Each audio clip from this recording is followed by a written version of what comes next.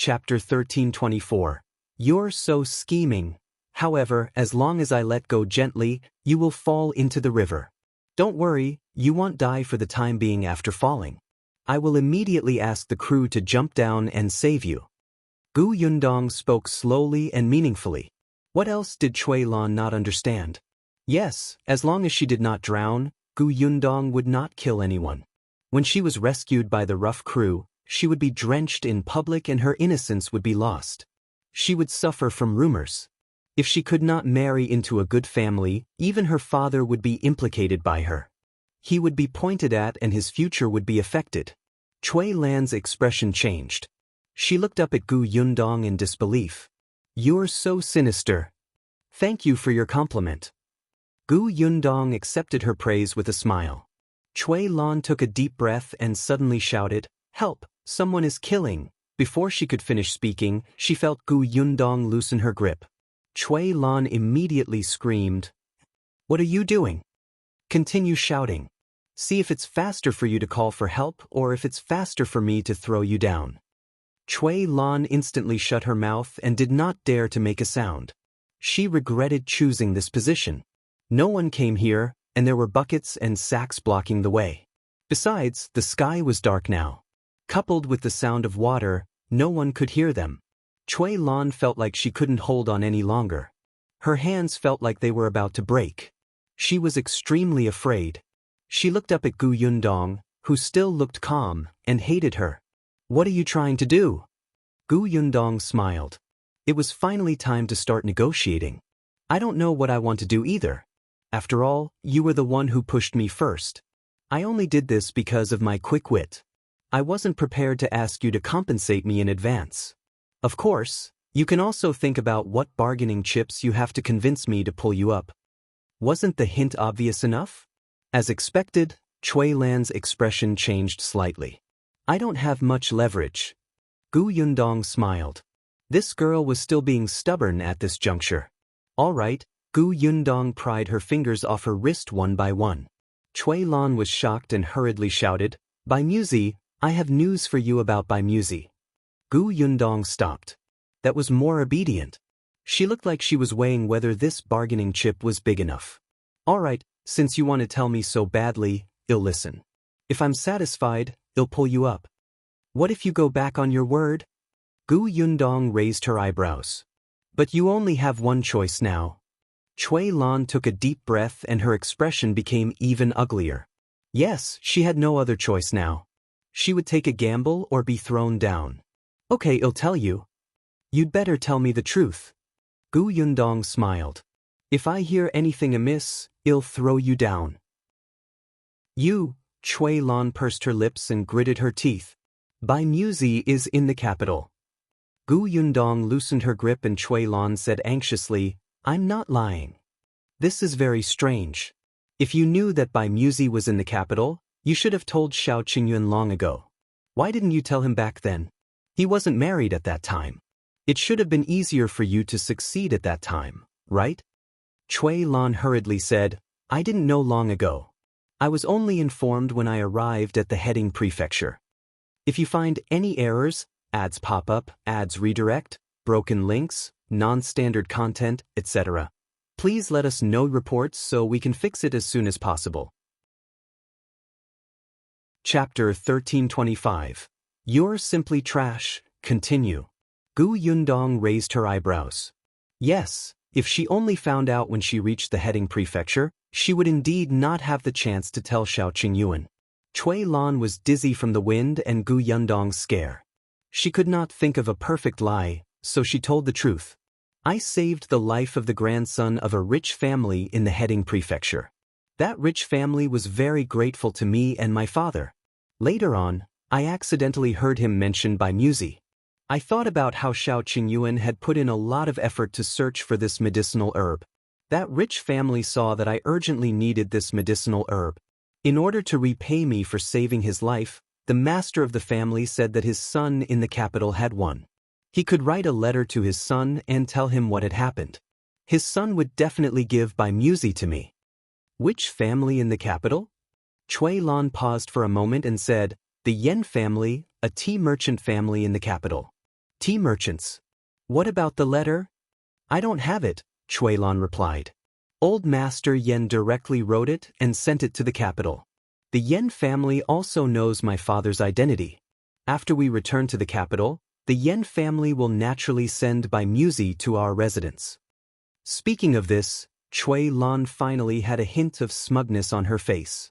Look, so what if you know about these things? You still can't get by Muzi. You already know. Can you pull me up now? Gu Yundong raised her eyebrows and suddenly raised her voice. I'm done asking. Chuilan was stunned. In the next moment, 2 footsteps came from the deck. When one of them walked up to her, she finally saw who it was. Shao Qingyuan? A look of surprise flashed across Chuilan's face. Shao Qingyuan, you saw it. Your wife wants to kill me. She's vicious. You should see her true colors. Hurry up and pull me up. Shao Qingyuan glanced sideways at Chuilan and did not say a word to her.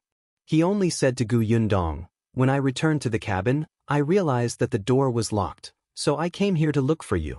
I happened to see Imperial Physician Cuis guard coming over, so I stopped him. Since you're done asking, let's go back. Your hand should hurt after holding her for so long. They'll rub it for you. When Chuilan heard this, her face was filled with disbelief. Not only did Shao Qingyuan hear it from the beginning, but he even stopped the guard who was protecting her and her father and daughter from saving her? Chuilan felt cold all over. This shouldn't happen. Shao Qingyuan shouldn't be like this. He clearly had a chivalrous heart. He should be clearly distinguishing between right and wrong. How did this happen? Gu Yundong glanced at her and let go.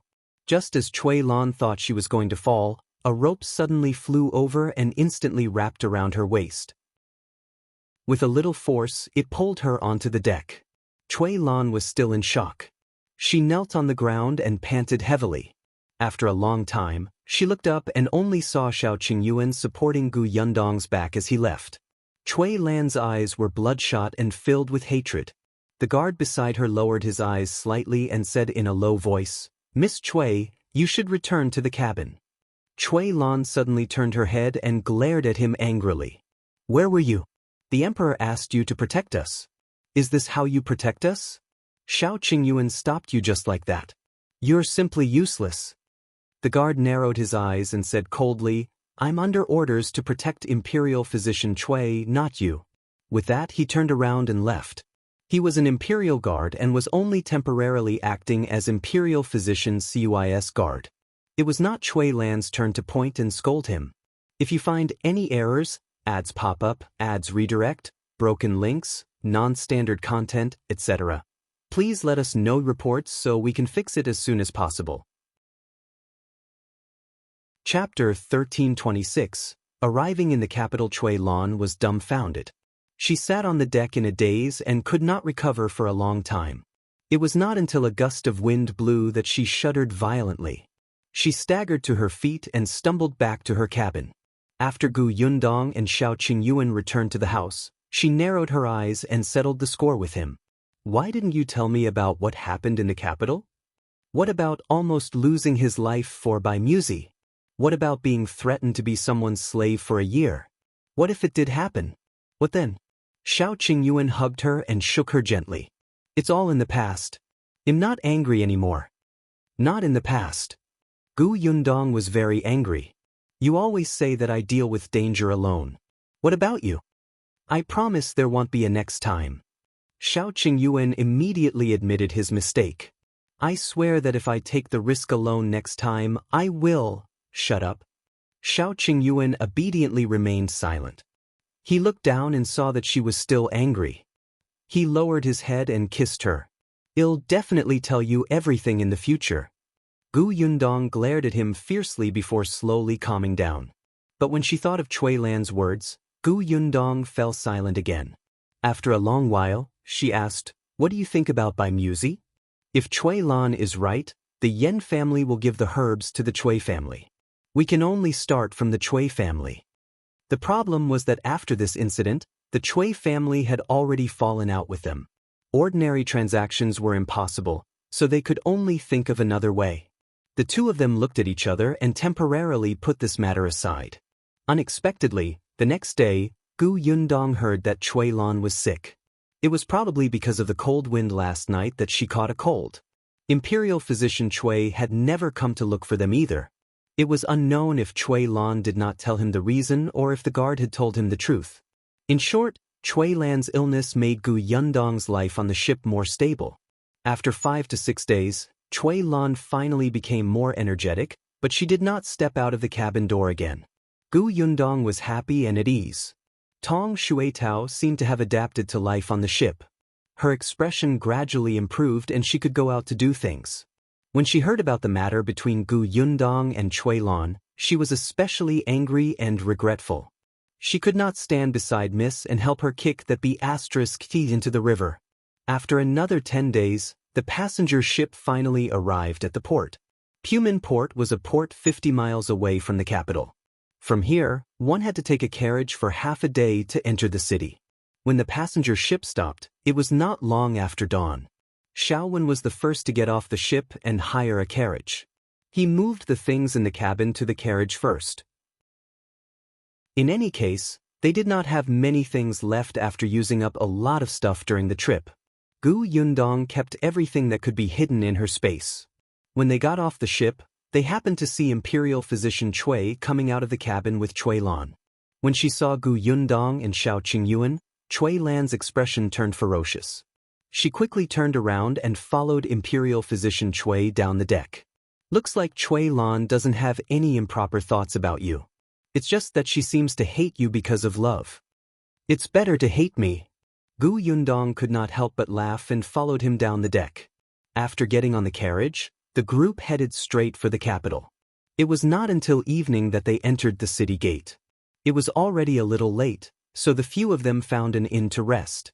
If you find any errors, ads pop up, ads redirect, broken links, non-standard content, etc., please let us know reports so we can fix it as soon as possible.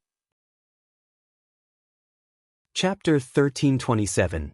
Buying a house in the capital. The atmosphere in the capital was indeed different from other places. At night, the streets were still lively. Even on such an ordinary day, there was still a night market.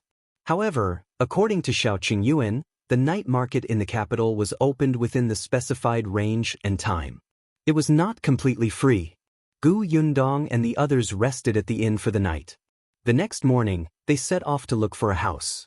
Of course, it was Gu Yundong and Shao Qingyuan who did it.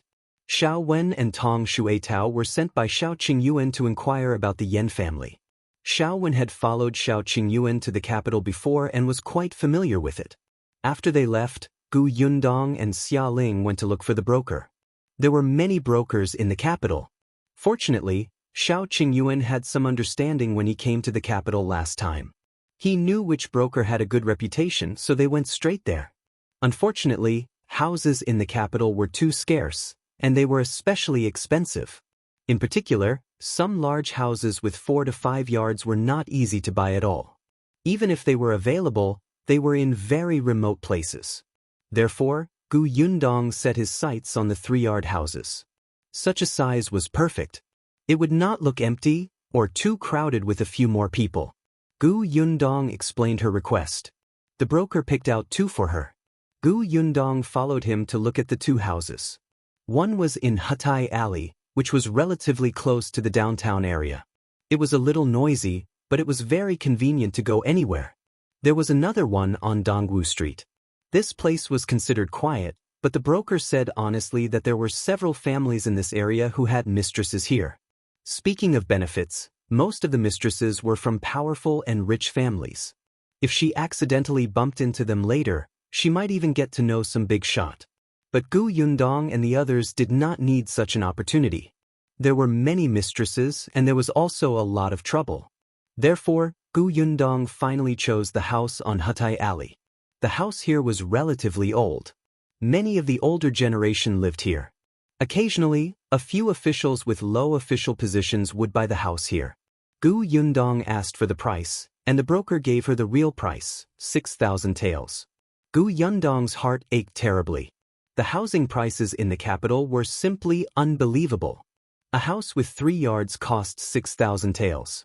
As for the 4 courtyard and 5 courtyard houses, They cost almost 10,000 taels. If there was something bigger, it would cost at least 20,000 to 30,000 taels. There were indeed many rich people in the capital. Gu Yundong sighed and took out the silver with heartache. That person was also very fast. In the afternoon, he found the owner of the house to sign the deed with them and registered with the government. This house was hers. After coming out with the warm deed, Gu Yundong looked up at the plaque above her head and said to Shao Qingyuan, "I have to change this plaque to Shao residence later. That will be much more pleasing to the eye. Well, find someone to replace it tomorrow." Shao Qingyuan looked at her and the two of them laughed. "We still have to get someone to clean the house tomorrow. We also have to buy some things. When the time comes, we can move in directly. The greatest benefit is that this place is quite close to the shop Nieshuang bought. When the house is ready, we'll go to the shop to take a look." The two of them chatted as they returned to the inn.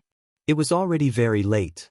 Shao Wen and Tong Shuitao were already waiting for them. After entering the room, the four of them ate something first before Shao Wen began to talk about the situation of the Yen family.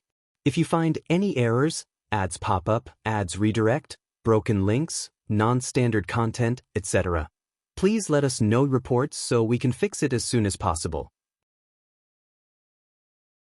Chapter 1328, Second Master Yen. The Yen family is indeed in Heading Prefecture. Master Yen, who is in the capital now, is the second son of the Yen family. He's 35 years old and is in charge of the business in the capital. Shao Wen told him everything he had found out. This Master Yen was called Yen Yihai and had been in the capital for many years. The grandson of the Yen family that Cui Lan had saved was the son of the eldest master of the Yen family, the nephew of Yen Yihai. When Gu Yundong heard this, she could not help but knock on the table. "This is interesting. First Master Yan's son has been saved, but he wants second Master Yen to pay. Will he agree? How's the relationship between the two branches of the Yen family?" Shao Wen chuckled. "Madam is right. On the surface, the two brothers of the Yen family are indeed loving brothers. However, I specially asked around and found that this second Master Yen hasn't returned to Heading Prefecture for 2 years. However, his wife and children have gone back to visit the old man." Gu Yundong looked at Shao Qingyuan. "Do you think Yen Yihai will willingly give by Muzi to the Cui family?" "Mostly not. So, we still have to start with the Yen family?" Shao Qingyuan nodded. "However, since old Master Yen wrote a letter to Yen Yihai, even if it's for show, Yen Yihai won't openly disobey his father's orders. We still have to find out what he wants to do."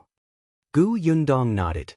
In fact, she felt that the possibility of getting by Muzi from the Yen family was higher than getting it from the Cui family. After all, Cui Lan had a grudge against them. After talking about Yen Yihai, Gu Yundong looked at Tong Shuitao. "Where's Qin Wenzheng?" "Lord Qin isn't in the capital." She had gone out today to find out about Qin Wenzheng and Imperial Physician Song. "Not in the capital?" Tong Shuitao nodded.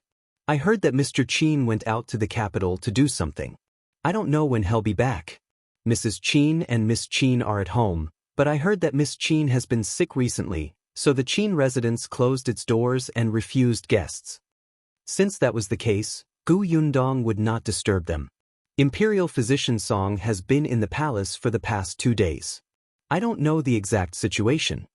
She couldn't find out what was going on in the palace. Gu Yundong nodded to show that she understood. In any case, she had many things to do. It would not be too late to look for them after everything settled down. When Shao Wen and Tong Shuitao heard that they had already bought a house, they looked very excited. The next day, they happily ran to clean the house. However, the house was a 3-courtyard house. It was still a little big. Just the two of them were still too few. Gu Yundong inquired around the house and found 3 women to help tidy it up. She and Shao Qingyuan walked around the streets, planning to buy some things. This was Gu Yundong's first time in the capital. The streets in the capital were wider and more prosperous than in the Xuanhe prefecture. The main road in front of him could accommodate 4 carriages riding side by side. Gu Yundong looked at the shops along the street and walked over. They needed to buy a lot of things and had little time, so they did not have much chance to shop. They basically went straight to their destination. Beds, tables, chairs, and other furniture were needed. There were also pots, pans, rice, oil, and salt that were needed in the kitchen. There were also quilts, pillowcases, brain threads, and so on. They could slowly add the others that they did need for the time being. Gu Yundong bought everything she could and sent them to her house in Yihai Alley. Then, she went back with Shao Qingyuan. If you find any errors, ads pop up, ads redirect, broken links, non-standard content, etc., please let us know reports so we can fix it as soon as possible. Chapter 1329. Reminder. Unexpectedly, just as the two of them were about to reach the entrance of the alley, they suddenly bumped into a familiar person. That person was also stunned for a moment when he saw them. Then he walked over. Dr. Shao. Shao Qingyuan nodded at him, greeted him, and brushed past him, planning to leave. That person was about to leave, but he suddenly stopped and said, Imperial Physician Cui entered the palace to meet the emperor as soon as he returned. This person was the Imperial Guard who had protected Imperial Physician Cui and his daughter on the ship. Now that Imperial Physician Cui had returned to the capital safely, his mission was completed. This person left after saying this. Gu Yundong waited until his figure had completely disappeared before she asked, Are all the people in the capital so oblique? Couldn't he make it clearer? He clearly meant well, but if he met someone who wasn't quick-witted enough, they really wouldn't be able to figure it out. Shao Qingyuan led her into the alley. I don't have a relationship with him after all. We've only met once. It's already not bad that he reminded me of this. He told them that Imperial Physician Cui had gone to see the emperor as soon as he returned to the capital. It was to report the vaccination in the Heading Prefecture. This was his duty as a subject. Although Shao Qingyuan did not have the status of an official imperial physician in the imperial hospital, he was in charge of the vaccination in the Xuanhe Prefecture. He was shouldering the mission given by the emperor. When he returned to the capital, he should have entered the palace to meet the emperor immediately. Unexpectedly, he stayed outside for 2 days without doing anything. Imperial Physician Cui and Shao Qingyuan came back on the same boat. The emperor must have known that he had been in the capital for 2 days. If he delayed any longer, no matter how good the emperor's temper was, even if he knew that he did not know the rules of the imperial court and did not mind, others would be dissatisfied and report Shao Qingyuan. Are you going to the palace tomorrow? Gu Yundong asked. Shao Qingyuan nodded. I do plan to enter the palace tomorrow. With his status, it was not enough for him to meet the emperor directly. He had to report to the head of the imperial hospital, Song Dejiang, before Song Dejiang brought him there. They'll leave the house to you. They'll be back soon. Yeah. The two of them walked to the entrance as they spoke. Some of the things they had bought had already been transported over. Xiao Wen and Tong Xuetao were helping with the transportation. When they saw Gu Yundong and Gu Yundong, Tong Xuetao immediately ran over. Miss, the room has been tidied up, and the bed and cabinet have arrived. Come in and take a look.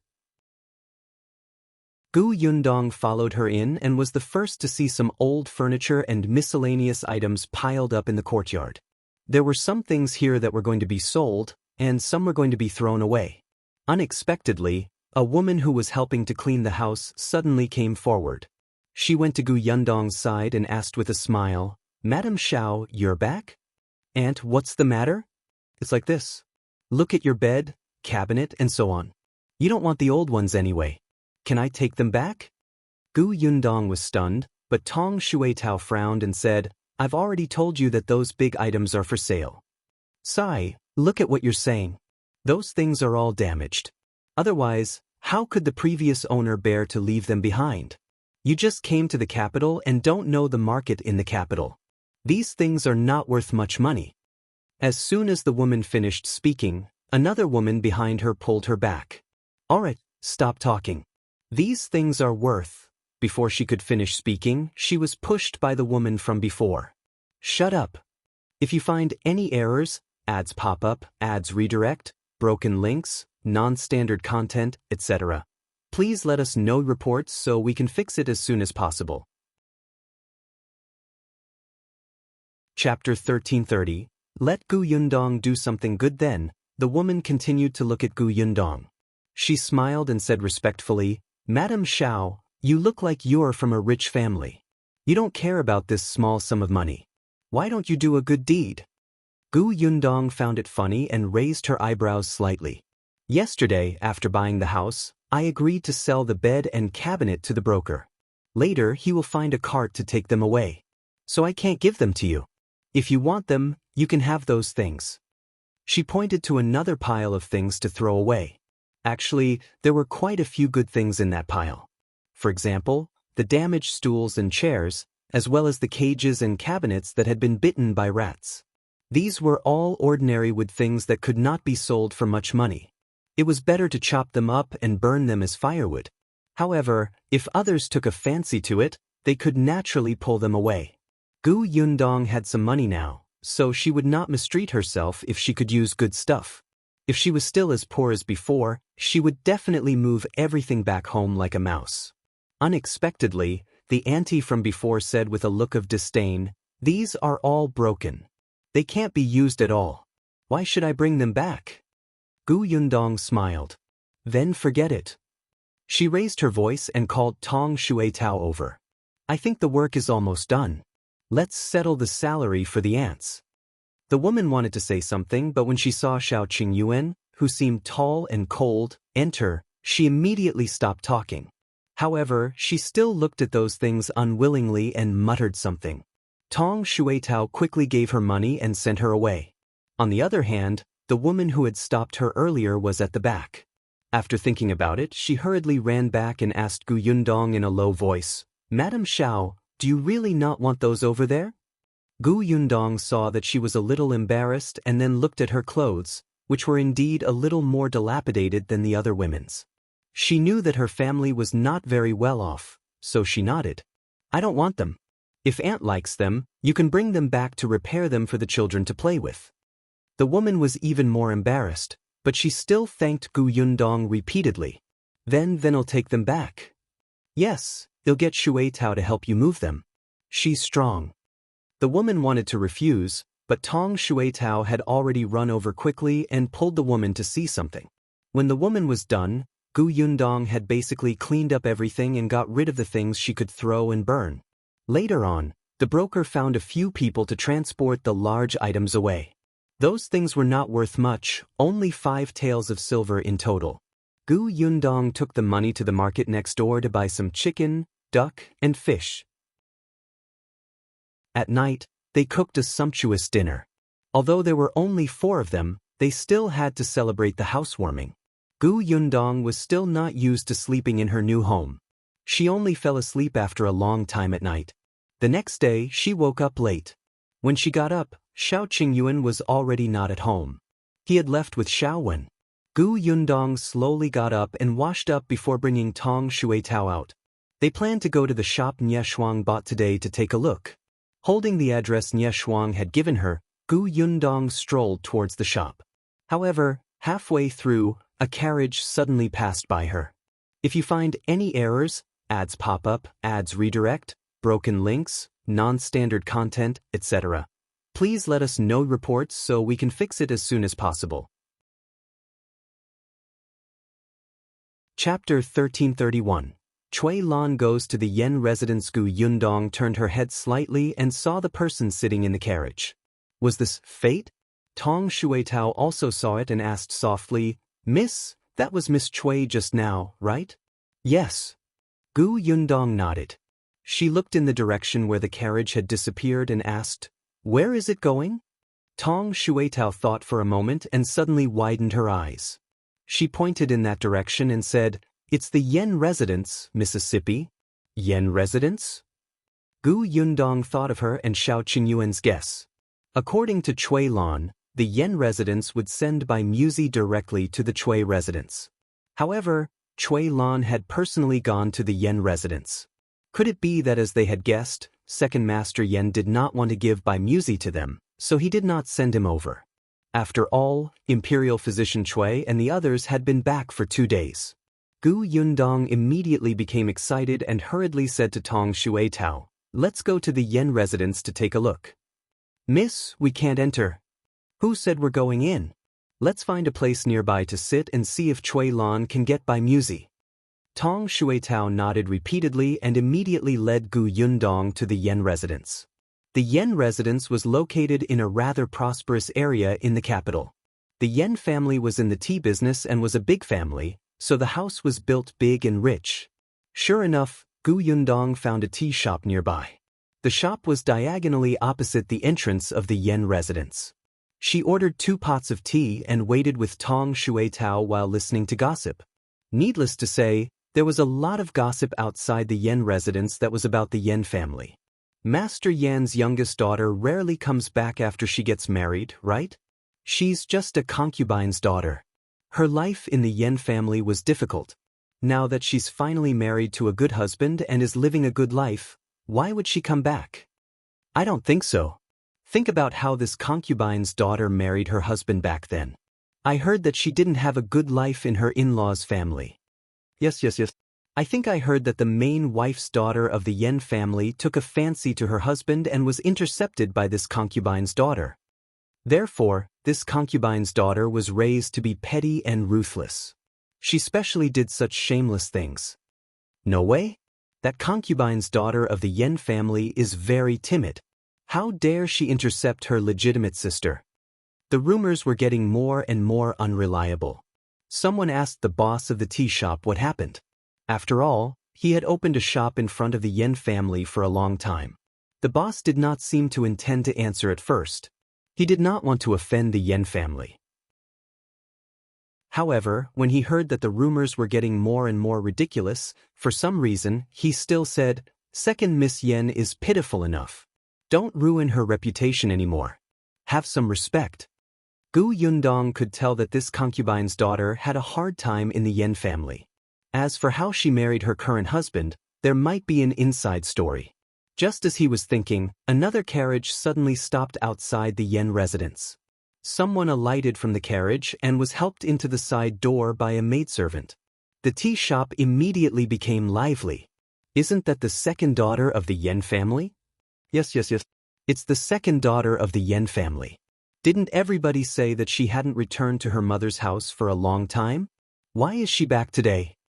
Her mother is still in the Yen family. How can she never come back? I don't see her husband.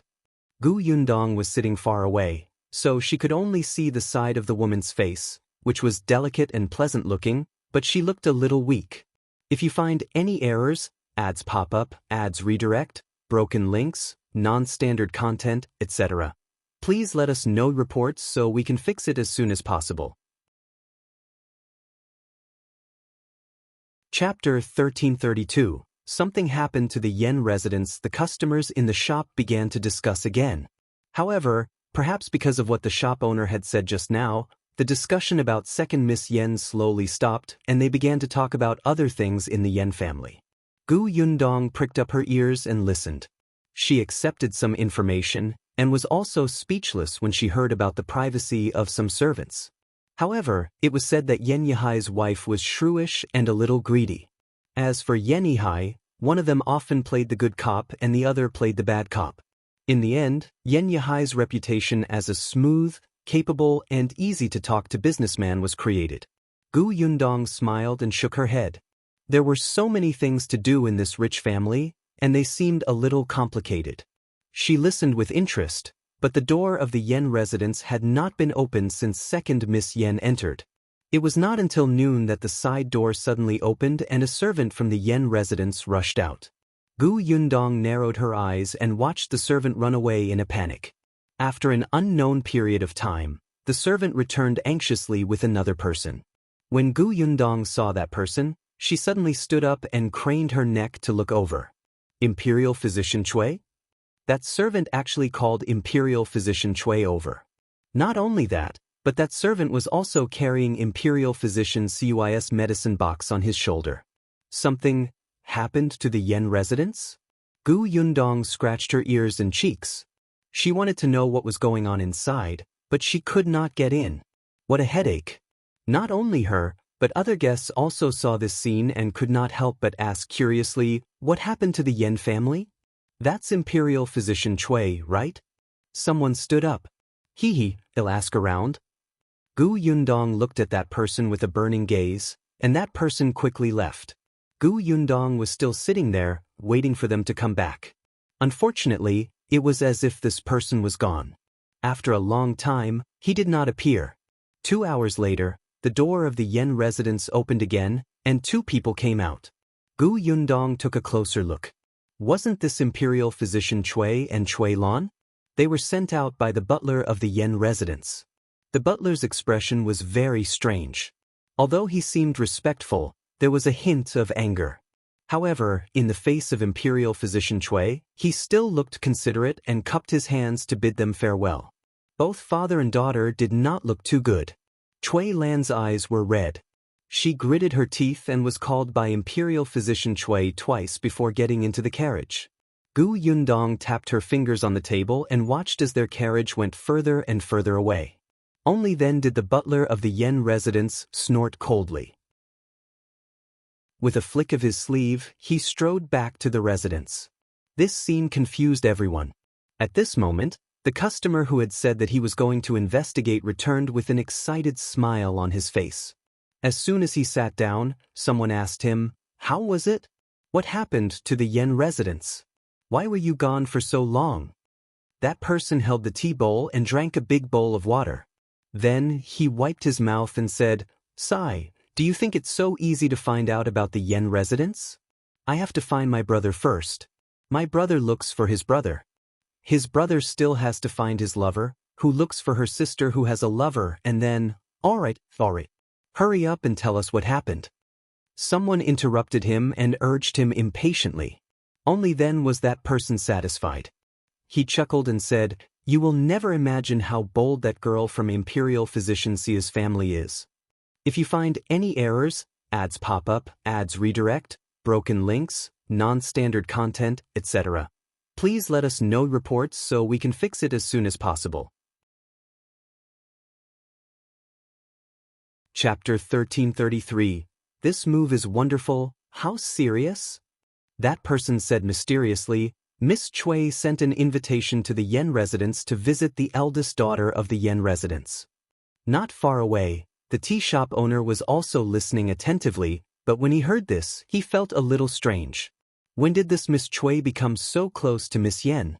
He had opened a tea shop here for so many years, but he had never heard of Miss Yen and Miss Cui having a relationship. Only Gu Yundong and the others knew about these problems. She said that she was visiting Miss Yen, but wasn't she actually going for by Muzi? The gossiper continued, "Isn't it a coincidence today? Didn't second Miss Yen also return to her maiden home just now? She heard that Miss Cui was here. Shouldn't they meet and talk? Who knew that Miss Cui would suddenly go crazy for some reason? She suddenly smashed second Miss Yen's head when no one was around and knocked second Miss Yen unconscious." What? Everyone was stunned when they heard that. Someone quickly asked, "Could it be that Miss Cui couldn't stand second Miss Yen snatching her sister's husband to avenge Miss Yen? Didn't they say that they were friends?" "That I don't know." That person took another sip of tea before continuing. However, after second Miss Yen was knocked unconscious, the Yen family immediately went to find Imperial Physician Cui to save her. "Is second Miss Yen all right? How is she fine?" Even Imperial Physician Cui said that it's especially serious. "So what should we do?" What could he do? Of course, he had to save her. However, I heard that second Miss Yan's injury can only be treated with a very precious medicine. What's it called? By Mu? I don't remember very clearly. Anyway, I heard that Master Yen gave this medicine to second Miss Yen. His heart ached. What else did Gu Yundong not understand? She looked at Tong Shuetao, whose eyes were wide open. Then, she threw down the silver and left with her. Miss is what the Yen family did what I think it is? What do you think? Gu Yundong smiled. She knew it. How could second Master Yen bear to use good medicinal herbs to pay a nephew who was not close to him? This was a brilliant move.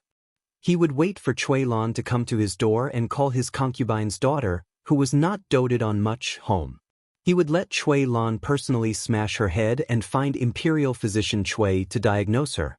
Imperial Physician Cui said that by Muzi had to be used to save her, And the Yen family happened to have such a by Muzi that they wanted to give to the Cui family. Imperial physician Cui had no other choice. It was Cui Lan who smashed the person. Could it be that he wanted his daughter to become a murderer? Therefore, Cui Lan could not take by Muzi away. She could only give it to the second daughter of the Yen family. However, by Muzi would definitely not be used. Otherwise, why would Yihai spend so much effort? As for how the Yen family operated, how to get Cui Lan to do it, how to ensure that second Miss Yen had to use by Muzi to save her life, and how to deceive imperial physician Cui, only the Yen family knew. Among them, the most innocent person was probably that second Miss Yen. She had not been back to her parents' house for a long time. She did not expect such a big show to be waiting for her the moment she returned. Yundong sighed secretly and walked home. It was already so late, so she could only go to the shop tomorrow. From the looks of it, she indeed had to think of ways to get this by Muzi from the Yen family. If you find any errors, ads pop up, ads redirect, broken links, non-standard content, etc., please let us know reports so we can fix it as soon as possible. Chapter 1334. Who said that the shop was rented? Yundong and Tong Shuitao did not know that not long after they left, another horse came to the entrance of the Yen residence. A man got off the horse and threw the reins to the servant guarding the door. Then, he rushed into the residence to see second Miss Yen. Shao Qingyuan had yet to return when Yundong and his wife returned home. It was not until half an hour later that Shao Wen hurriedly entered the house. "Where's brother Shao?" Yundong asked curiously. Shao Wen said, "Young master can't come back tonight.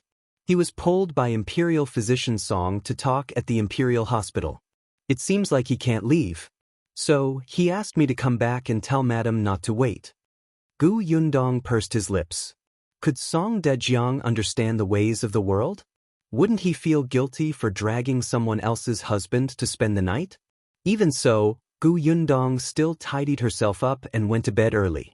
She wanted to discuss the Yen family with Shao Qingyuan when he returned. There was also the matter of brother Shao looking for his parents. The last information he received from Tao Yen was about the whole mansion. However, such insider information about noble families was not something that Yundong could find out by sending Tong Shuitao to inquire. Therefore, she wanted to ask Song Dejiang or Qin Wenzheng for help. Now, she had to open the shop first. Thus, early the next morning, Yundong still brought Tong Shuitao to the shop. The shop Nieshuang bought was not far from Hatai Alley. It was in a relatively prosperous area and was said to be very big. Yundong followed the address and was very satisfied with the streets she passed. Not bad. This area did not look cheap. The families living nearby were all rich. It was obvious that they had money and time. It was indeed a suitable place to open a milk tea shop. As Yundong thought, she stopped in front of a two-story shop. "Miss, this is it." Tong Shuitao also looked at the shop in front of her with bright eyes. The capital was indeed the capital. Even the shop was bigger than the Xuanhe prefectures. They were both 2 stories, but the shop in front of them looked a little taller and much more imposing. "Let's go and take a look." The two of them walked forward. Unexpectedly, after taking a few steps, they frowned at the same time. "How did the door open?" Tong Shuitao asked curiously and stepped out to take a closer look. The 2 doors that opened were indeed from this shop. Yundong thought of what Nieshuang had said. Maybe the shopkeeper came to clean. She remembered that Nieshuang had said that she had left a key to this shop for Niet Song, who was still in the capital. She had asked Niet Song to get someone to help clean the shop from time to time, lest too much dust accumulated and the shop became dilapidated. Tong Shuitao nodded. The 2 of them continued forward and walked in through the 2 open doors. However, just as she reached the door, she heard a high-pitched voice coming from inside. "How is it? Isn't this shop good? Not only is this place spacious, but there's also a second floor and a courtyard at the back. Most importantly, the location is good. Most of the people coming and going are rich. If you rent this shop and do any business, you definitely won't lose out." His voice was a little rough, but the meaning behind his words made Yundong frown. "Rent? You want to rent this shop?" Who said you could rent it and who agreed? Miss, what's going on? Why do I feel that something is wrong? Gu Yundong pursed her lips and took out the note Nye Shuang had written for her. If you find any errors, ads pop up, ads redirect, broken links, non-standard content, etc., please let us know reports so we can fix it as soon as possible. Chapter 1335. Do you have the deeds? 68 Jinlan Street, not a word wrong. Gu Yundong kept the note and strode in with Tong Shuitao. As soon as she entered, she saw a woman in her 40s talking. You have to consider it carefully. My shop is very popular. Many people come to see it. It's now or never. As she spoke, she happened to see Gu Yundong and Tong Shuitao enter. Her eyes immediately lit up and she hurriedly walked over to ask, "You're also here to look at the shop, right? Come, let me introduce you." Gu Yundong narrowed her eyes and sized her up for a while. She had thought that she was a broker, but now, the woman looked like a servant from a rich family. Could it be Nye Tsong's idea? He wanted to rent out this shop?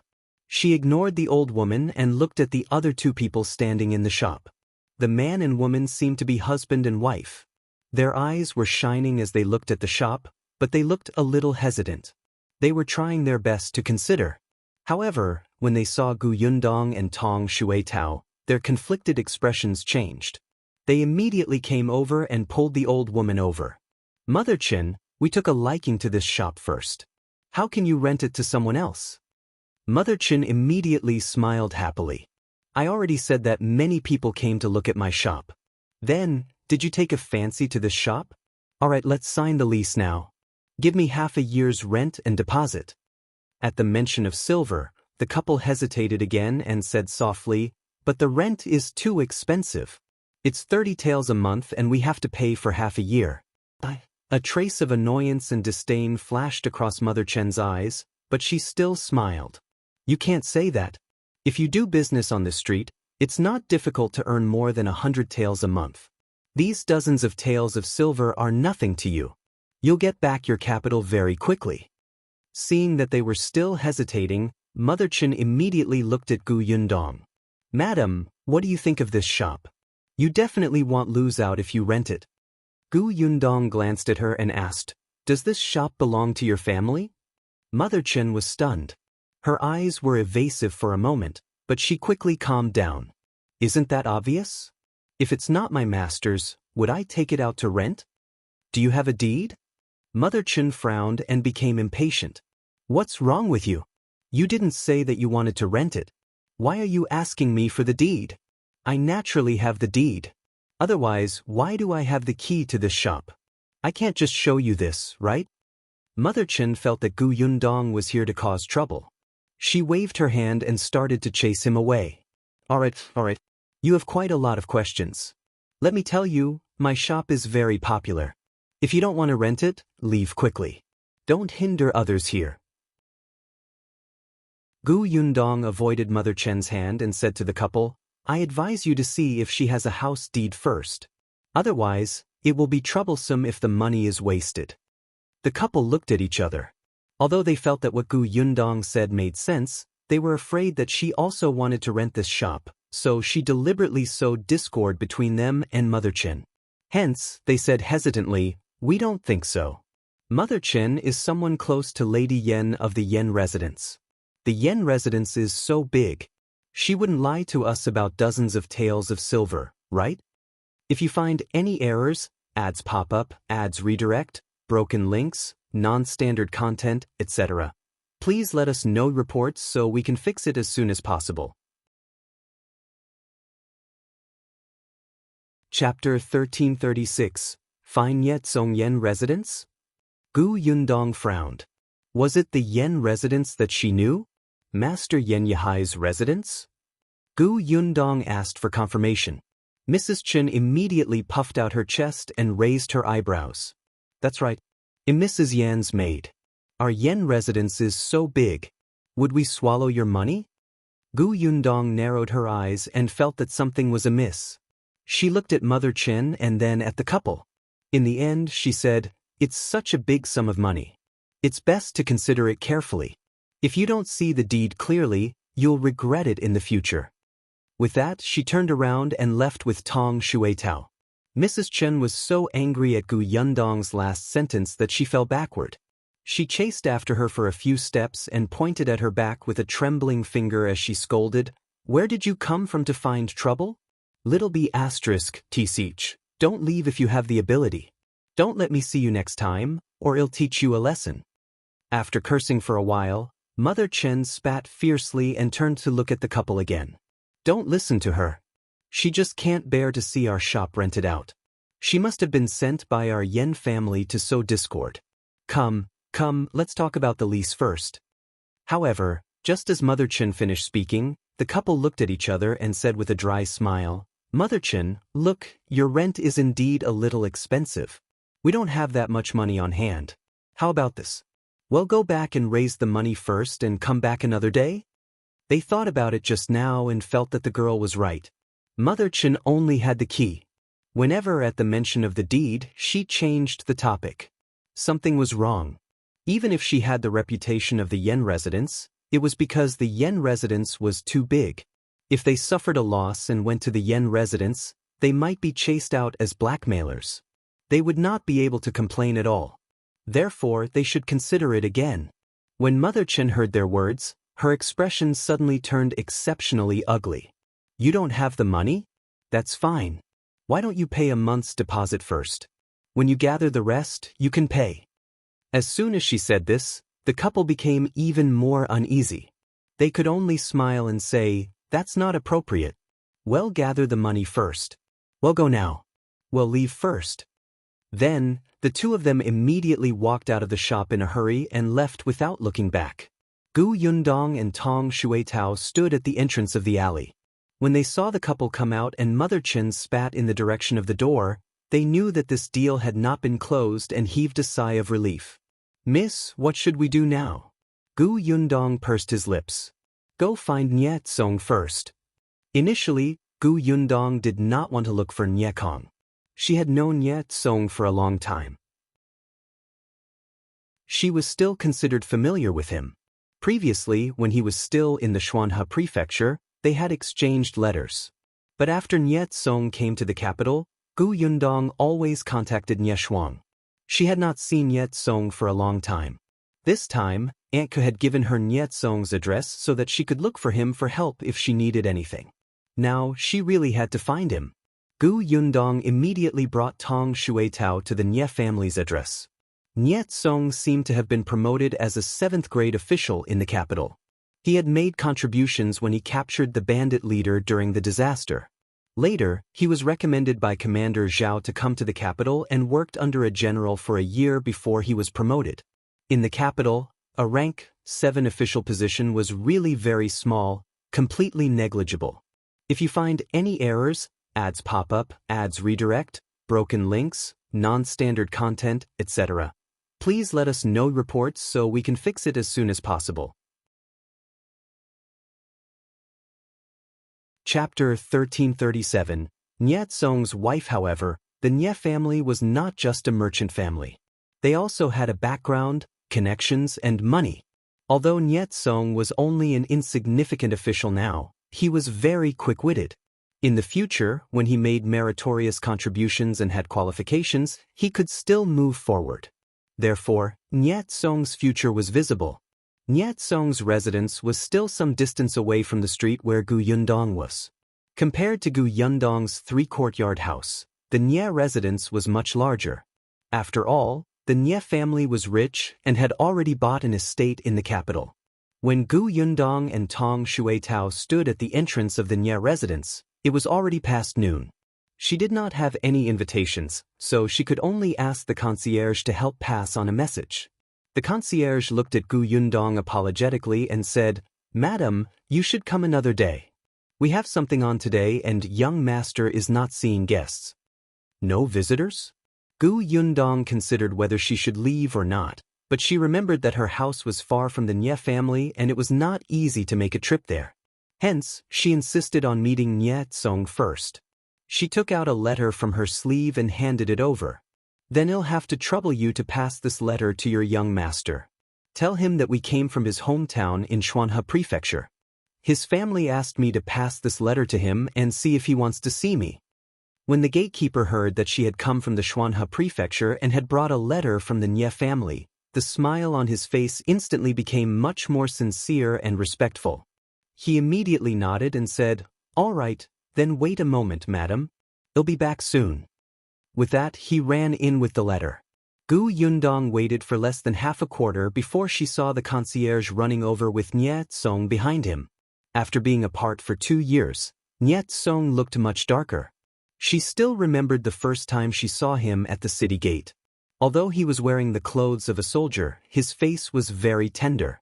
He did not look like a soldier. Instead, he looked more like a white-faced scholar. At that time, Yundong had felt that he was a gentleman and polite. He did things at a moderate pace and had been nurtured since he was young. But now, he had changed drastically. He walked with large strides and became much leaner and capable. In her eyes, Nie Tsong was a completely different person. In Nie Tsong's eyes, Yundong had also changed. He had a deep impression of that thin, small, and exceptionally tenacious little girl back then. He did not expect that after not seeing her for 2 years, not only had she become prettier, but she had also become someone else's wife. Nie Tsong quickly stood in front of her. "Sister Gu." It was a familiar voice. The barrier between them that they had not seen for 2 years was instantly gone. Yundong suddenly smiled widely. "Young Master Nie, long time no see." Nie Tsong laughed. "Why are you still calling me young Master Nie?" He shook his head and turned around, but he didn't see Shao Qingyuan. "Where's your husband?" "He had something to do, so I came alone." Nie Tsong did not probe further. He quickly moved half of his body aside. "Come in first. Let's talk inside." Yundong led Tong Shuetao inside. The Nie residence was really big. It was a large courtyard with many servants. Along the way, many people stared at them, as if they were very curious about the woman who had been personally led in by the young master. Yundong keenly saw a servant girl rushing to the backyard. She recalled that Nie Tsong was now a married man and immediately asked, "I haven't seen your wife yet. Should I meet her first? If you find any errors, ads pop up, ads redirect, broken links, non-standard content, etc., please let us know reports so we can fix it as soon as possible." Chapter 1338. Second Miss Yen. Yundong thought that Nie Tsong would agree readily, but he did not expect him to frown when he heard this. After hesitating for a moment, he said, "You should meet her, but—" He paused and sighed. "Just that she's sick. She's resting in the backyard now. All the more reason for me to go over and take a look." Nie Tsong nodded. "All right, I'll bring you there." As he spoke, he led Yundong to the backyard. Soon, they stopped in front of a courtyard called Anha Garden. Yundong immediately saw the servant girl who had run away earlier. She was standing in the courtyard with her head slightly lowered. The two of them entered the courtyard. Yundong stood in the central room while Nie Tsong walked in first. A servant served tea to Yundong, so she sat outside and waited slowly. Occasionally, low voices could be heard coming from the inner room. It should be Nie Tsong telling his wife her identity. After a while, Nie Tsong came out. "Sister Gu, come in." With that, he led her into the inner room. There was still the smell of medicine in the room. It seemed that Nie Tsong was right. His wife was indeed sick. Yundong turned around and saw that a woman had already been helped up. Her forehead was wrapped in gauze and she was leaning against the headboard. She looked over carefully with hazy eyes. Yundong was stunned when she saw her face clearly. Wasn't this the second daughter of the Yen family? Yesterday, when the second daughter of the Yen family alighted from the carriage, although she had only caught a glimpse of her, Yundong was very sure that she was not mistaken. She then looked at the gauze on her forehead and thought of the news that Cui Lan had smashed second Miss Yan's head yesterday. Yundong was speechless. "Sister Gu, what's wrong? Is there anything wrong with me?" A low voice sounded beside her ear. Yundong suddenly came back to her senses and hurriedly shook her head. "No, there's nothing wrong." She smiled. It's just that it's my first time seeing sister-in-law Nye and I was distracted for a moment. Sister-in-law is very beautiful. Yenya immediately lowered her head shyly and whispered, I'm very ugly like this. Sister Gu is the beauty here. As she spoke, she quickly pointed. Sister Gu, sit. I am not feeling well. I can't treat you well. I'm really sorry. Gu Yundong smiled. I was the one who came uninvited and disturbed your recuperation. I'm the one who should say sorry. Nye Tsong smiled and interrupted their conversation. All right, you don't have to be so polite anymore. It's weird to hear. He turned to Yenya and said, rest well first. Sister Gu just came to the capital. I have something to talk to her about. When you're better, you can ask her out to admire the flowers. Okay. Yenya agreed. Then, the maidservant beside her helped her lie down again. When Gu Yundong and Nye Tsong walked out of the inner room, she opened her eyes again and looked at their backs. Nye Tsong led Gu Yundong to the reception pavilion and got someone to serve tea. He smiled and said, I've read Aunt's letter. Are you going to stay in the capital for a long time? Have you found a house? I have many courtyards here. Actually. Gu Yundong knew what he was thinking and quickly interrupted him. We've already bought a house. It's over at Hatai Lane. Hatai Alley. That's not close. Gu Yundong nodded. It's a little far, but the house over there is suitable. By the way, can I ask if sister-in-law's forehead was smashed by Cui Lan? If you find any errors, ads pop up, ads redirect, broken links, non-standard content, etc., please let us know reports so we can fix it as soon as possible. Chapter 1339. By Muzi is still here. Nye Tsong was stunned. At the mention of this, a trace of disgust flashed across his eyes. However, he quickly asked in surprise, how did you know that Miss Cui was the one who smashed her? Because I was outside the Yen residence yesterday and saw Cui Lan enter with my own eyes. I also saw sister-in-law enter the Yen residence. Later on, there were rumors that Cui Lan and sister-in-law had an argument. Gu Yundong took a sip of tea and said slowly. Nye Tsong had an icy expression on his face, but he quickly realized that something was wrong. You know Cui Lan? And you stayed outside the Yen residence for an entire day? Why do I feel like you were spying on the Yen residence? Gu Yundong shook his head and laughed. Nye Tsong was still the same Nye Cong. Moreover, after 2 years of training, he seemed to have become even sharper. She did not hide it and said directly, I do know Cui Lan, and am also keeping an eye on the Yen residence. How come? You know that my mother's head was once injured. That's why she's like a child now. Imperial physician Song said that if we want to cure her, we need a very precious and rare medicine. That medicine is by Muzi. For the past 2 years, I've been looking for by Muzi. Later, I learned from Cui Lan that the Yen residence has such a medicine. By Muzi? Nye Tsong frowned, and his expression immediately became strange. After a long while, he sighed and said, By Muzi was used to save my wife yesterday. The Yen residence is also gone. No. Gu Yundong interrupted Nye Cong. By Muzi should still be in Yen Yihai's hands right now. He's keeping it well. Nye Tsong looked puzzled. No? Yesterday, after I found out that my wife was injured, I immediately went to the Yen residence and saw the medicine the doctor gave my wife with my own eyes. Then are you sure that it's by Muzi? Gu Yundong narrowed her eyes and asked, Do you know that there's a medicine in this world that's very similar to by Muzi? Do you know by Muzi?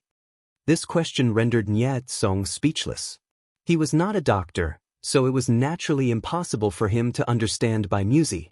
It was only now that he learned from Gu Yundong that this medicine was so precious. Nye Tsong felt that something was amiss. He tapped his fingers lightly on the table. After a long while, he said, What do you know?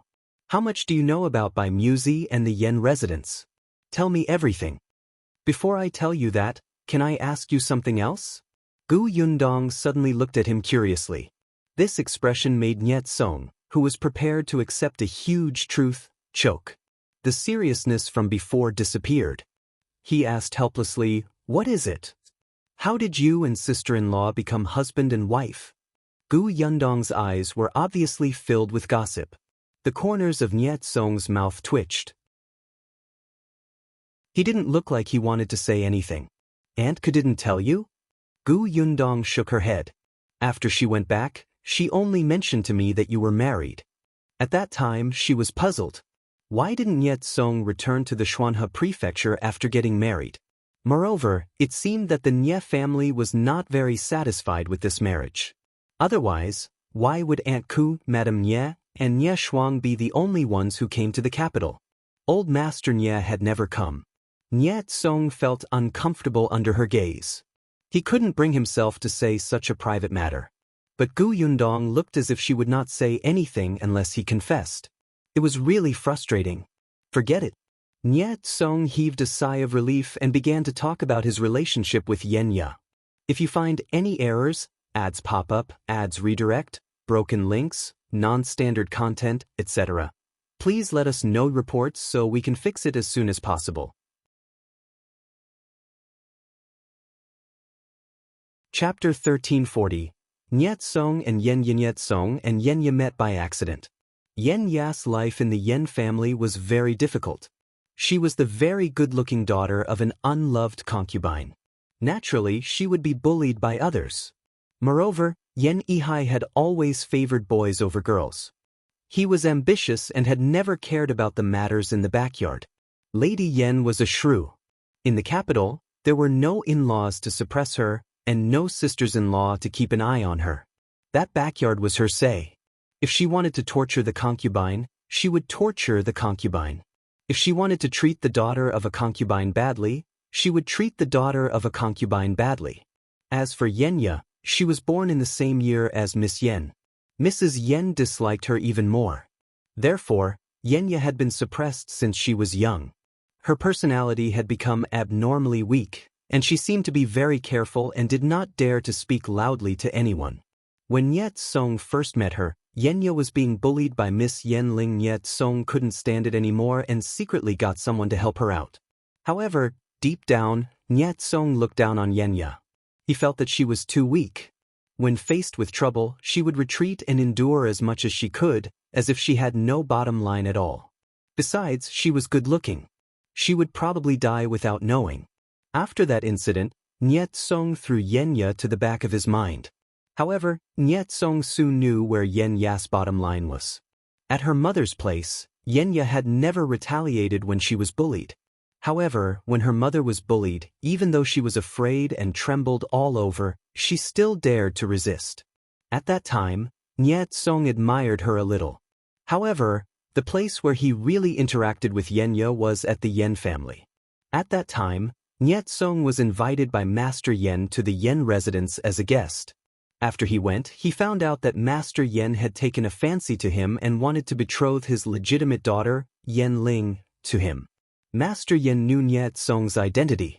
He was the young master of the Nie family in Xuanhe Prefecture. The Nie family and the Yen family also had business dealings. Now that Niet Song had become a 7th-grade official and had a superior to promote him, he would definitely be successful in the future. Furthermore, Niet Song himself was elegant and handsome. Yen Ling had taken a fancy to him after meeting him once. However, Niet Song did not have a good impression of Yen Ling, so he naturally rejected Master Yen tactfully. Yihai didn't say anything on the spot. He just smiled and changed the topic, pretending that he hadn't said anything. Although Niet Song was smart, he still lacked some experience in the face of an old fox like Yihai who had been in the business world for many years. He had been set up. The Yen family wanted to catch him in bed with Yen Ling and make them a couple. When Gu Yundong heard this, she stopped drinking her tea. She had probably guessed it. In the end, you and Yenya were caught? Yes. Niet Song did not expect the Yen family to be so impolite. Although they were a merchant family, they had to follow the etiquette and rules. However, the Yen family did not care at all.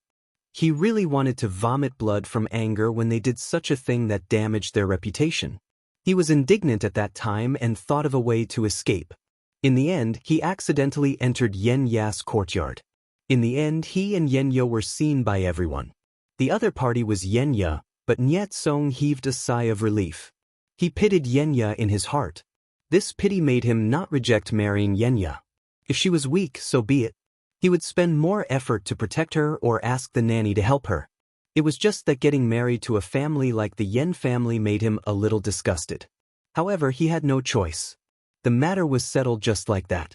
To Yihai, although the target had changed from a legitimate daughter to a concubine's daughter, he had achieved his goal of marrying a daughter to Cong.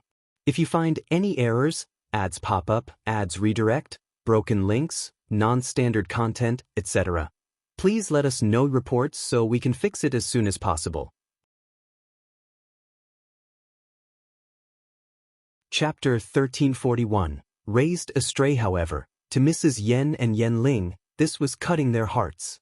They had put in so much effort to design these things, but in the end, it all benefited that little b** Yenya.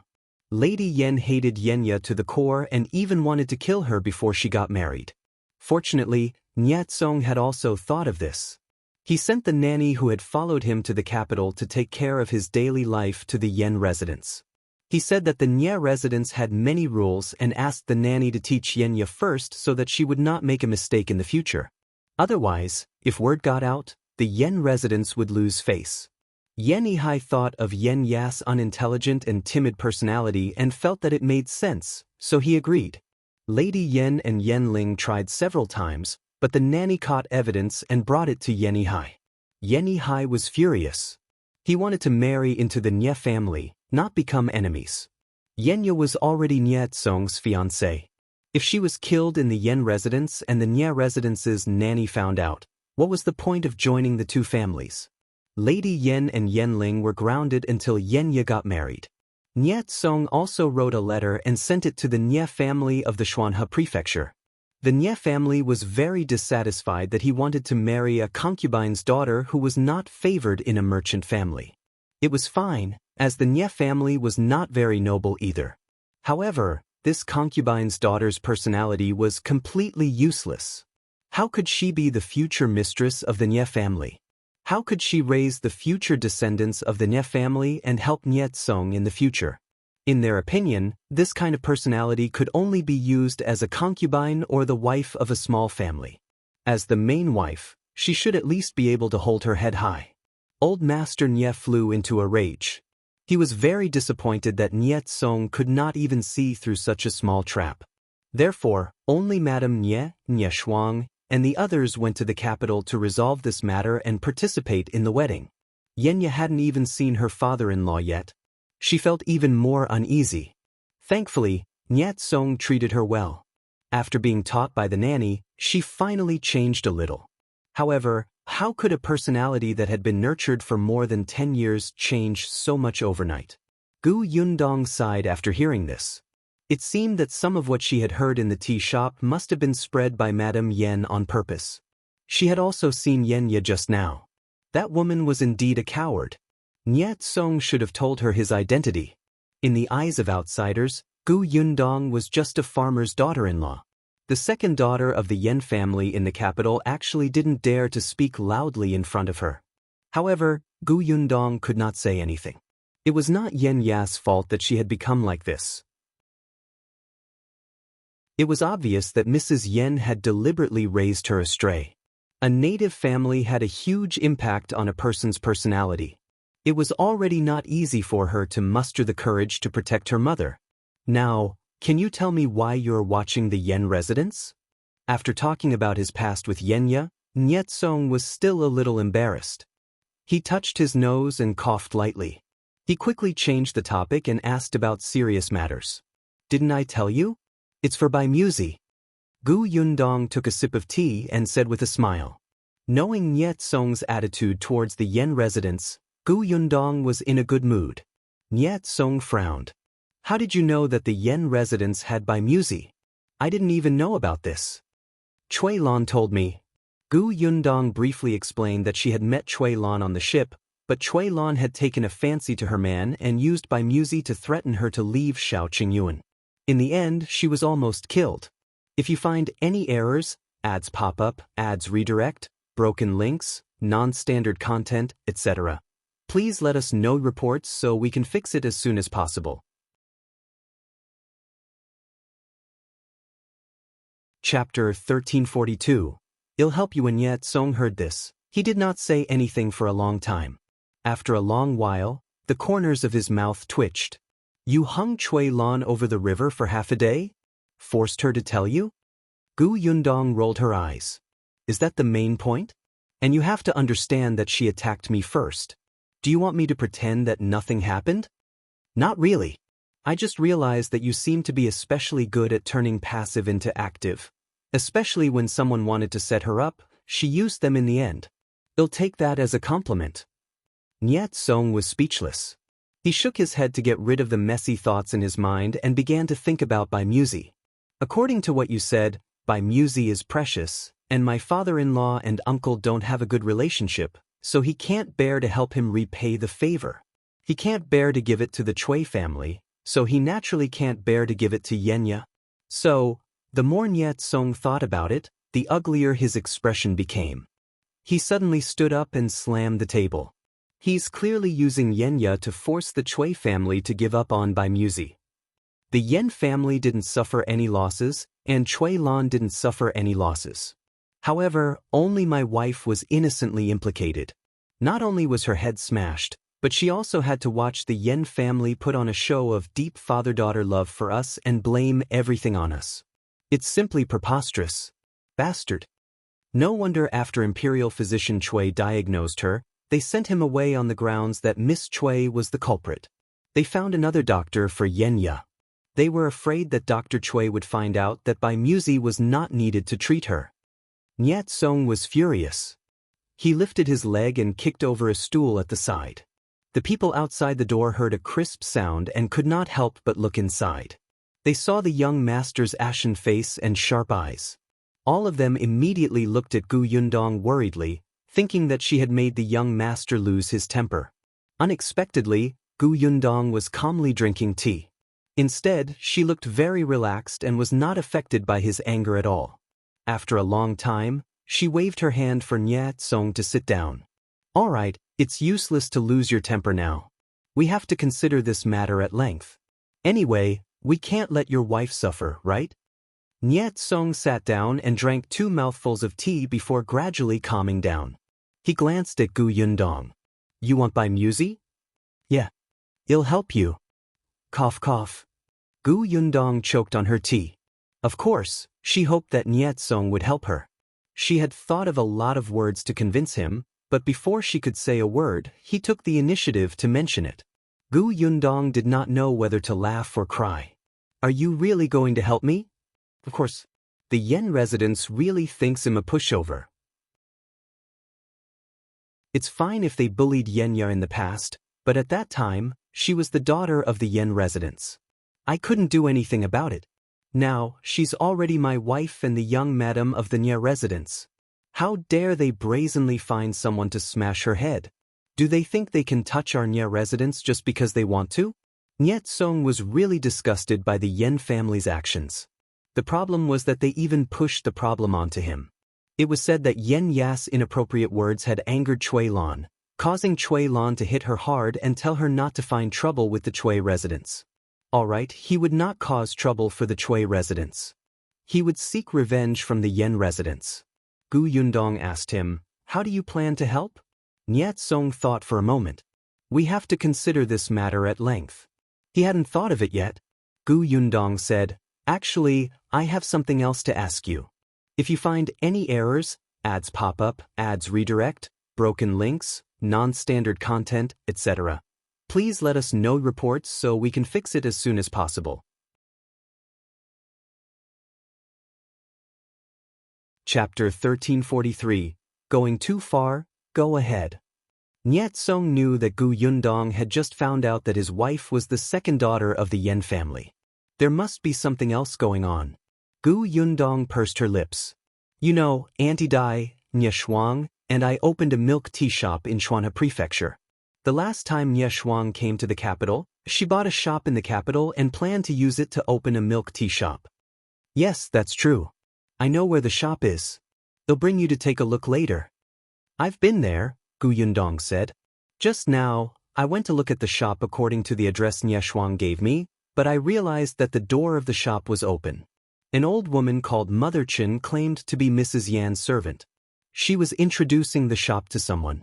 She said that she wanted to rent the shop out for 30 taels a month. What did you say? Nyat Song suddenly stood up, a look of astonishment on his face. Gu Yundong asked, "The key to the shop? The key to the shop? I asked Yenya to keep it." As expected, Gu Yundong sighed.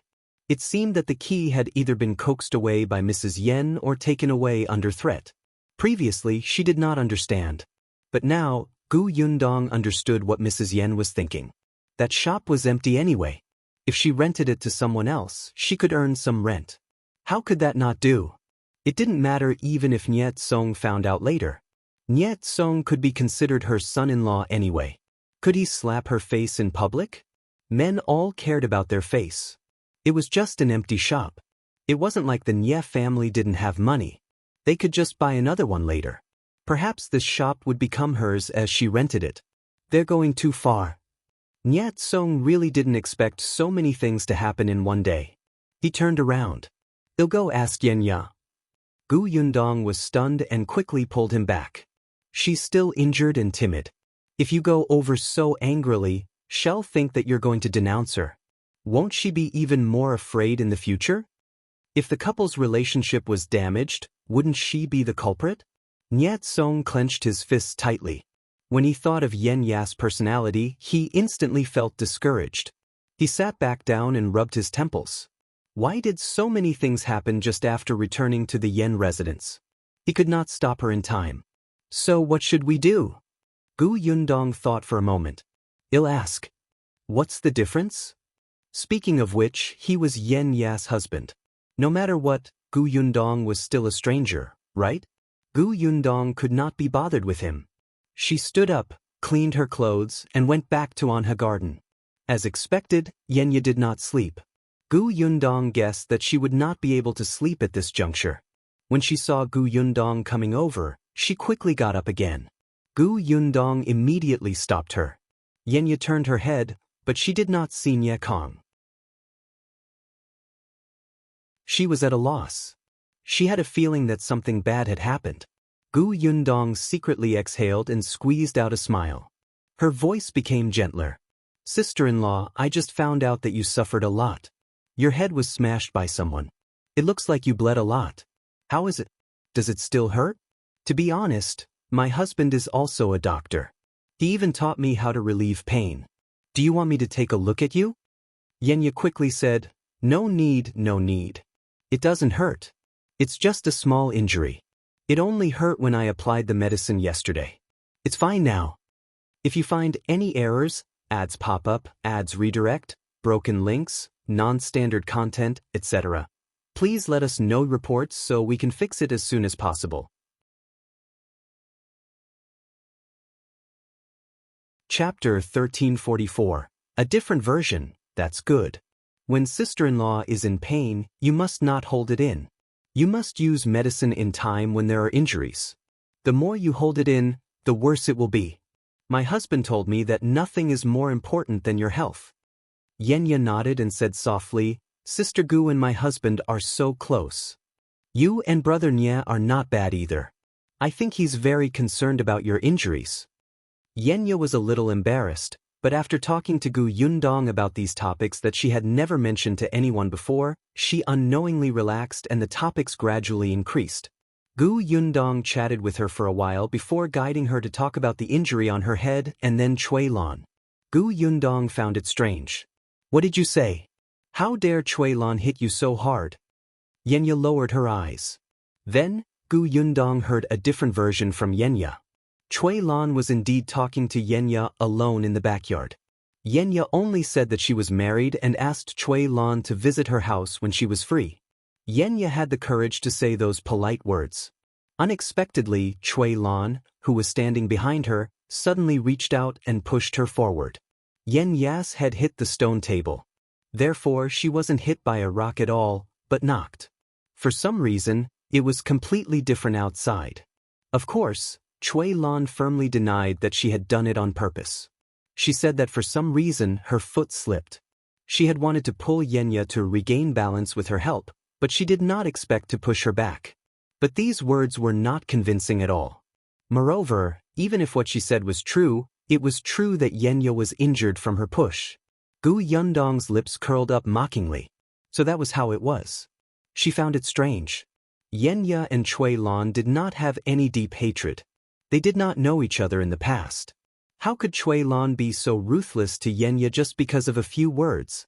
However, the Yen family blamed her for saying those words in front of Yenya. Cui Lan had yet to get married, so she must have been provoked by her.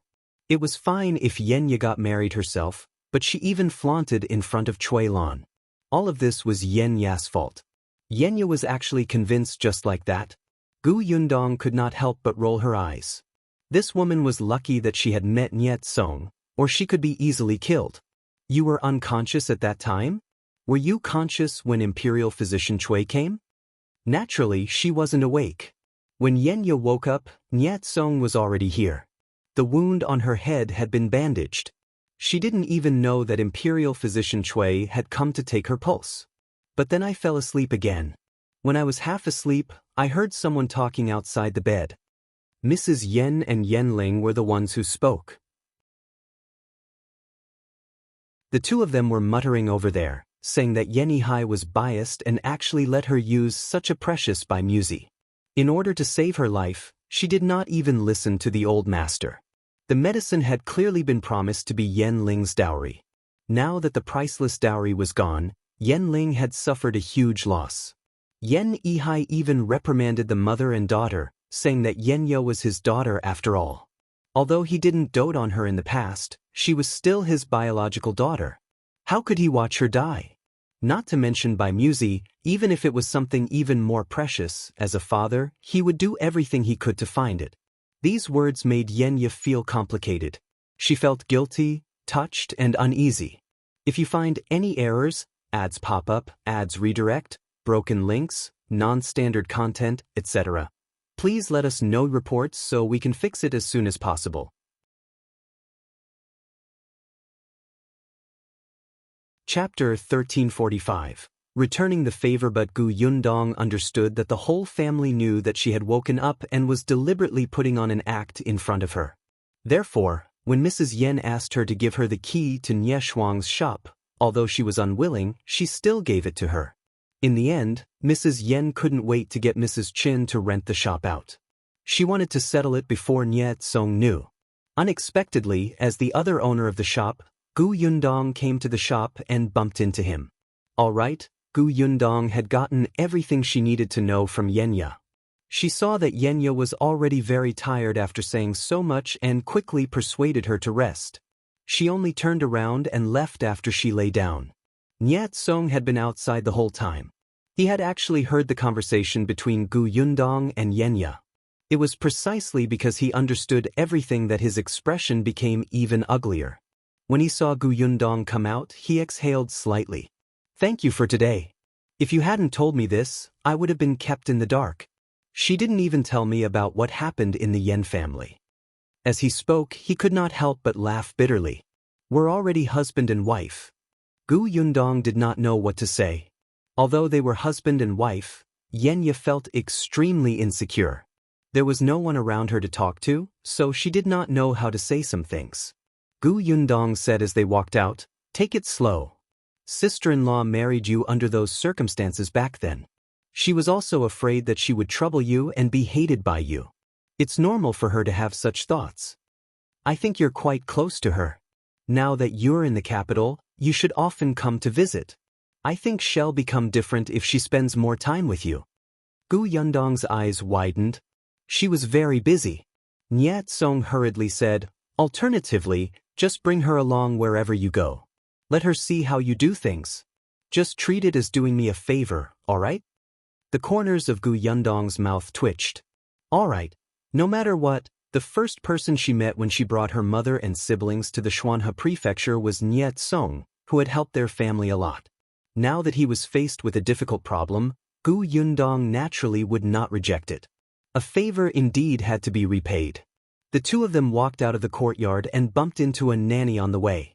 She should be the nanny that Niet Song had said he had sent to Yen Ya's side. As expected, Niet Song introduced, "This is Nanny Chi." Nanny Chi knew Gu Yundong. She was very friendly to Gu Yundong and greeted her with a smile. Then, Niet Song told Nanny Chi what had happened in the Yen residence. It was obvious that he trusted Nanny Chi very much. Nanny Chi frowned when she heard this.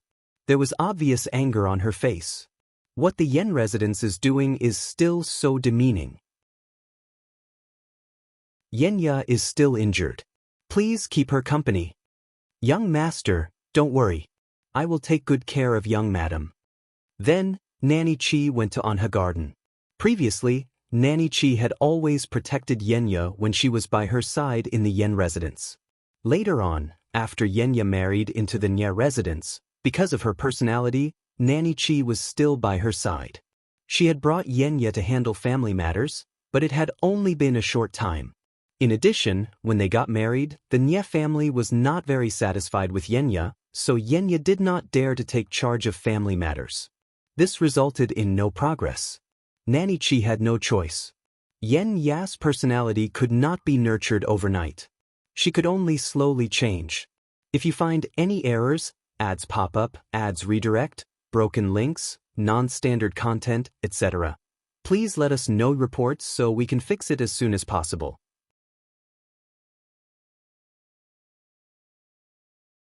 Chapter 1346. Do you dare to make a move? Gu Yundong and Niet Song returned to the hall and asked him, "What are your plans for the Yen residence?" "First, we have to clear Yen Ya's name." Everybody said that it was her own fault that Cui Lan hit her because of Yen Ya's loose tongue. Everybody said that the Yen family had even disobeyed Old Master Yan's orders to save Yenya, making Yen Yihai and his wife be blamed by Old Master Yen for being unfilial. Everybody said that the Yen family even took out Yen Ling's dowry to save Yen Ya's life. All of this was clearly a conspiracy, but in the end, Yenya had to carry all of the blame. But was it because they had not tortured her enough in the past? Now that she was no longer in their control, they had changed their method to shackle her?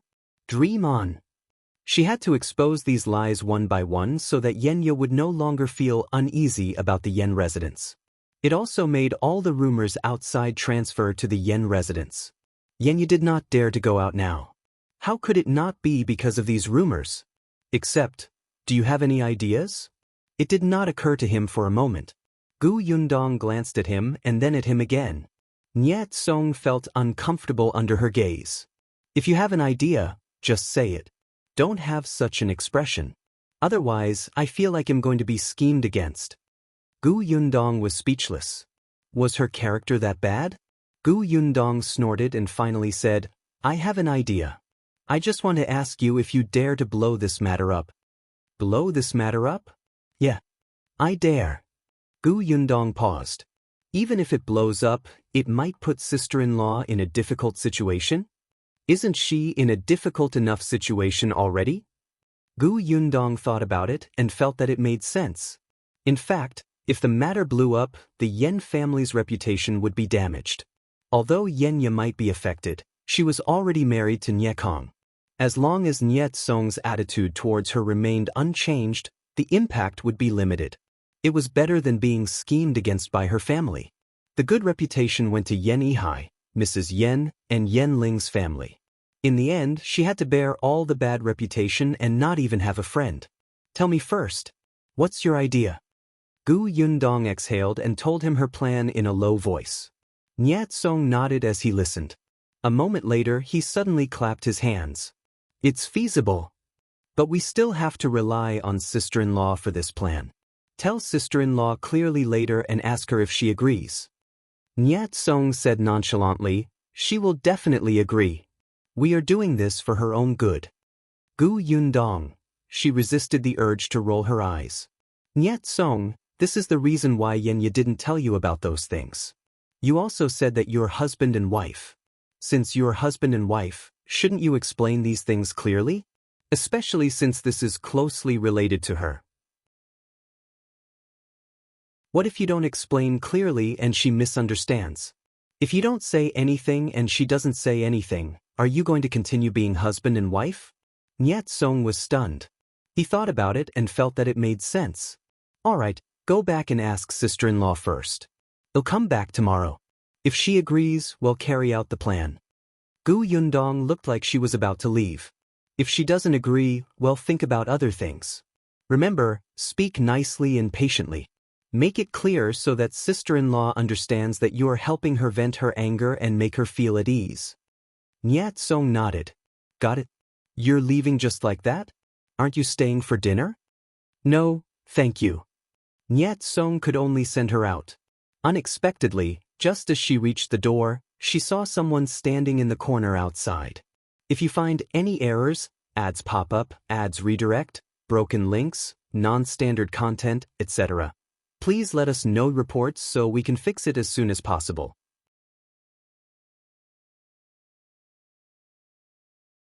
Chapter 1347. The Emperor's gift. Gu Yundong's eyes lit up when she saw him and she quickly ran over. Brother Shao, you're back? Yes, I came back in the afternoon. Shao Qingyuan smiled at her, then looked up and nodded at Nye Cong. Long time no see, young Master Nye. Long time no see. I didn't expect the person who was almost arrested and sent to the government office to become Sister Gu's husband. Niet Song still remembered the first time he met him. Shao Qingyuan had been reported as a thief and was captured by 2 constables to the government office. At that time, it should have been the first time Shao Qingyuan and Gu Yundong met. They were quite fated. At the mention of his dark history, Shao Qingyuan's face stiffened for a moment. However, he quickly returned to normal. He nodded at Nye Cong. Thank you for your help back then, young Master Nye. Sure. Niet Song wanted to invite Shao Qingyuan in, but he was rejected. We still have something to do. Well, visit another day. Niet Song did not force them and watched them leave. Shao Wen led the carriage and stood not far away. The 2 of them chatted as they walked towards the carriage. Brother Shao, how did you know that I was in the Nye residence? Shao Wen said that you went to look at the shop, but I didn't see you when I went to the shop.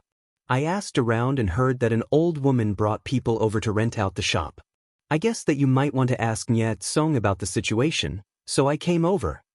Shao Qingyuan spoke to Gu Yundong in a completely different tone than he spoke to Nye Cong. Brother Shao, you're getting smarter and smarter. You taught me well. Have you seen Imperial Physician Song? I happen to have something I need his help with. I saw him. They'll bring you there another day. Okay. Niet Song stood at the entrance and watched as their figures got further and further away. He suddenly felt a heavy blow in his heart. This was the first time he had seen a couple interact like this. Perhaps Gu Yundong was right, to be honest. He took a deep breath, turned around, and strode towards the Anha garden. Gu Yundong and Shao Qingyuan also got into the carriage. Tong Shuitao sat on the shaft outside. As soon as the carriage moved, Gu Yundong told Shao Qingyuan everything that had happened in the past 2 days. Shao Qingyuan frowned. Niet Song's wife is actually the second daughter of the Yen family? Yeah, I was also shocked when I saw it previously. Then how do you plan to obtain by Muzi? Gu Yundong chuckled. That's why I need Imperial Physician Song's help. Shao Qingyuan couldn't help but pinch her nose. He will definitely help. Even if he didn't help, Shao Qingyuan would persuade him until he changed his mind. Gu Yundong asked about his visit to the emperor. Actually, there was nothing special. It was just a report on the vaccination. The emperor was busy every day and didn't have the time to chat with Shao Qingyuan. Moreover, Wenzheng had returned to the capital a few days earlier than them. He had already said what he needed to say. However, before Shao Qingyuan left, the emperor mentioned Gu Yundong and said that he wanted to see her when he had the chance. By the way, the emperor also gave you a gift. A gift? Yes, for our wedding. Gu Yundong was instantly interested. Where is it? At home, of course. Shao Qingyuan saw her looking around and laughed. He couldn't bring it with him. Gu Yundong was a little disappointed. Fortunately, the carriage soon arrived at Hatai Alley. After alighting from the carriage, Gu Yundong could not wait to enter the house to see the gift from the emperor. If you find any errors, ads pop up, ads redirect, broken links, non-standard content, etc., Please let us know reports so we can fix it as soon as possible.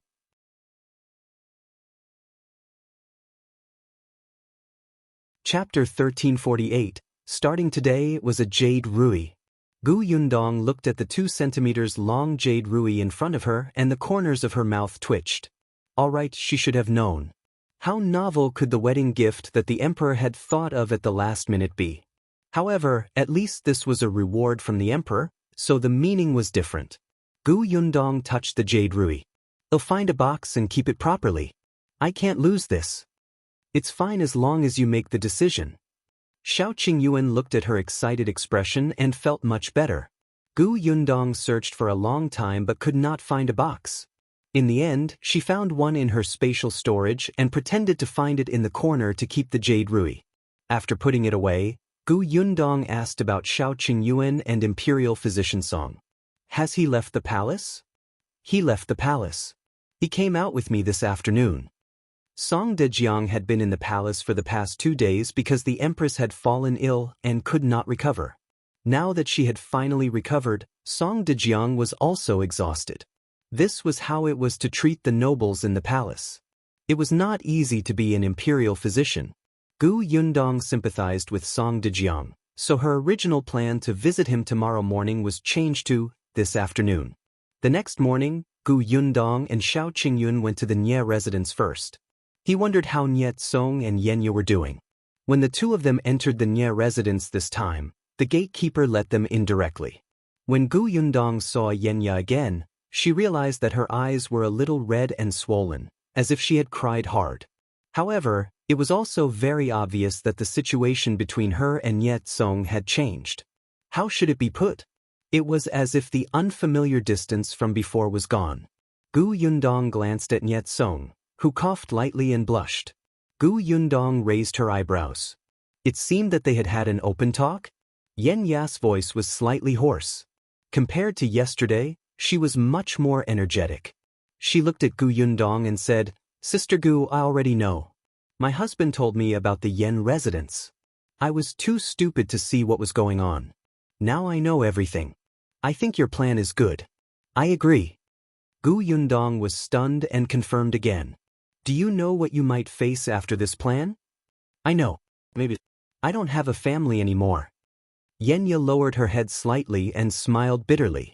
Actually, I don't have a family now. After a woman was married, her family was her backing, which was to stand up for her after she suffered from her in-laws, so that she would have a way out after being bullied. However, with Yenya, her maternal family was the one who really pulled her into eternal damnation. Then your mother. Gu Yundong knew that she still had someone she could not let go of. Yenya raised her head and smiled. She doesn't have much attachment to the Yen family to begin with. If it weren't for the fact that she couldn't bear to part with me, she would have wanted to go to a Taoist temple to cultivate a few years ago. After I got married, she planned to go. I thought too simply that my father would more or less care about my current status. I thought that her life would be better. Unexpectedly, her father did not mind sacrificing her for by Muzi. It was obvious that her mother's life in the residence was not easy either. Gu Yundong sighed inwardly. However, she was relieved that Yenya had really gotten over it. She looked at Nye Cong. Then, shall we start tomorrow? No need. Let's do it today. The earlier the better. Nye Song narrowed his eyes, his lips curling into a cold smile. If you find any errors, ads pop up, ads redirect, broken links, non-standard content, etc., please let us know reports so we can fix it as soon as possible.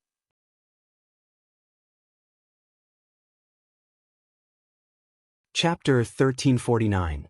Things had been made big. Everyone's opinions were unanimous, and the rest was easy. After Gu Yundong and Shao Qingyuan left the Nye residence, they went straight to look for Song Dejiang. As for Nye Song, he came to the Chui residence aggressively, wanting to settle scores with Chui Lan. Imperial physician Chui and his daughter, who originally thought that everything was over, were stunned when they saw him bringing people to attack them. Nye Song pointed at Chui Lan and scolded, "My wife had no grievances with you. She only said that she was getting married and kindly invited you to her house as a guest. How did she offend you? How did these 2 sentences offend you that you were so ruthless to her and wanted to kill her? Cui Lan's face turned pale. When Yet Song came to look for her, all the neighbors nearby had come to watch the commotion. When they heard this, they immediately started whispering. Cui Lan's reputation was not good to begin with. She did not have a smile on her face all day long, and she basically did not respond to her neighbors' greetings.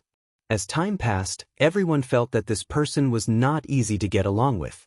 Especially after Cui Lan started studying medicine and ran around with her father to treat men, she did not know how to avoid it at all, so everyone looked at her even more strangely. 2 days ago, what happened in the Yen residence had actually spread here. Although Cui Lan had explained, no one believed her. No one knew where the rumors came from, but they said that she ran to someone's house and smashed the Yen family's daughter's head with a stone. This was terrible. Was there something wrong with this girl's brain? Hence, the Cui father and daughter did not go out for the past 2 days and stayed at home obediently. Unexpectedly, Niet Song came knocking on their door and shouted loudly even though they were keeping a low profile.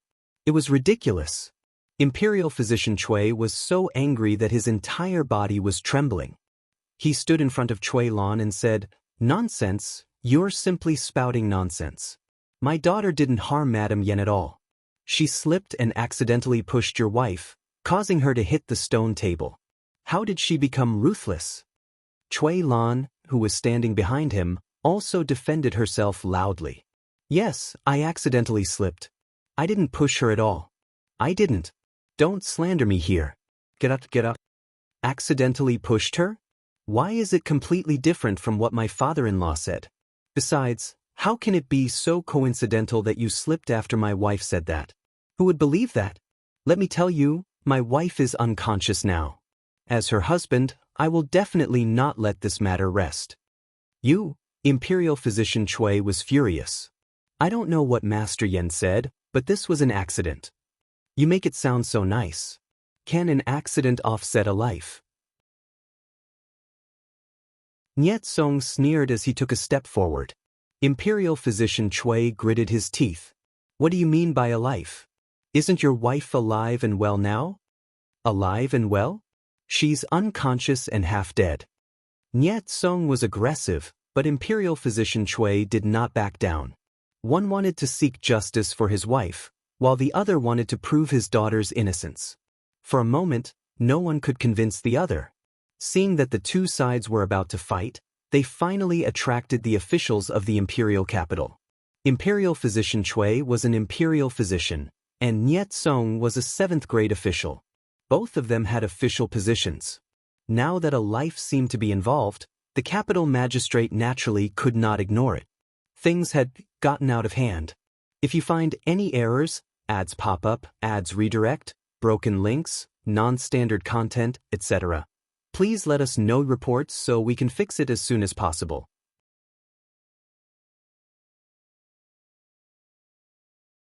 Chapter 1350, Yen Yihai's panic. The magistrate of the capital personally tried this case, but no one was convinced. The magistrate quickly found the other parties involved, the 3 members of the Yen family. Initially, he wanted to ask Yenya to come over, but when he heard that Yenya was lying on the bed unconscious, he could only give up. Yen Yihai was stunned. He never expected Niet Song to demand an explanation from the Cui family. He thought that everybody had reached a consensus on this matter. Now that things had blown up, Yen Yihai was a little flustered. He secretly glared at Nye Cong. "Didn't I tell you not to find trouble with the Cui family? Isn't this matter already over? I didn't plan to look for the Cui family at first, but the prerequisite is that my wife is safe and sound. But now, her condition is getting worse and worse. She has been unconscious since this morning and her breathing is weak. She looks like she's about to lose her life. Shouldn't I find the culprit and let Cui Lan die with my wife?" Yen Yihai's eyes widened in shock. "What did you say? She's unconscious and her breathing is weak? How is that possible?" "Why is it impossible?" Niet Song said loudly. "Father-in-law, you said that Yenya would be fine if she used by Muzi. How did it become like this?" Yen Yihai suddenly felt a little guilty. When he saw Imperial Physician Cui beside him, he hurriedly said, "Yes, Imperial physician Cui said that Bai Muzi can save Yen Yas' life. Niet Song immediately sneered. Doesn't that mean that the father and daughter have joined forces to harm my wife? All the more reason for me to settle the score with them. Yen Yihai said softly, then you should discuss it with me. No matter what, I'm your father-in-law and Yen Yas' father. I was so angry that I couldn't care less. Niet Song didn't look like he wanted to suppress his voice at all, so the magistrate in the hall heard him clearly. He didn't stop them and let them speak. Then he figured out the cause and effect of the matter. Not only him, but the commoners outside also heard it clearly. Imperial physician Cui, who was at the side, heard everything clearly. He immediately retorted, I was telling the truth. Bai Muzi could indeed save Lady Yan's life. However, I didn't give Bai Muzi to her. Master Yen found another doctor to treat her. If anything went wrong during this process, it wasn't my fault. Niet Song snorted. Are you saying that the doctor my father-in-law found was useless? Yen Yihai quickly explained, how is that possible? Although the doctor I found can't compare to Imperial physician Cui, his medical skills are not bad. The few of them wrangled around, and the hall was a little chaotic. The magistrate heard the gist of it and more or less understood the cause and effect. Hence, he immediately slammed the wooden stick heavily. Silence, answer my questions honestly. Yes, sir. The magistrate swept his gaze across the people in the hall one by one. A moment later, he began to ask, from the beginning, Madame Yen was pushed to the ground and injured. Now, Madame Cui said that she accidentally pulled Madame Yen after she slipped, but Master Yen also said that Madame Cui was agitated and deliberately attacked. Both sides have their own arguments, but they can't prove themselves. In my opinion, why don't we go to the scene and reconstruct what happened to see whose confession is more reasonable? Actually, in the eyes of the magistrate, what Master Yen said was quite problematic. After all, who would suddenly go crazy and attack after hearing 2 sentences? If you find any errors, ads pop up, ads redirect, broken links, non-standard content, etc., please let us know reports so we can fix it as soon as possible.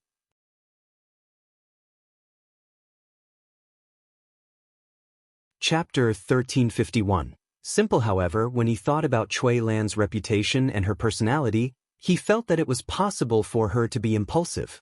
Therefore, the magistrate suggested that they go to the scene to take a look. Niet Song knew that this magistrate of the capital was a practical person, so he was never afraid of things getting out of hand. It was difficult to prove that she had really slipped. After all, it had been a few days. Could it be that the stone that caused Cui Lan to slip was still there? How could they prove it? But it did not matter. Niet Song's original intention was not to prove this matter. As long as the magistrate investigated, some clues would naturally be dug out.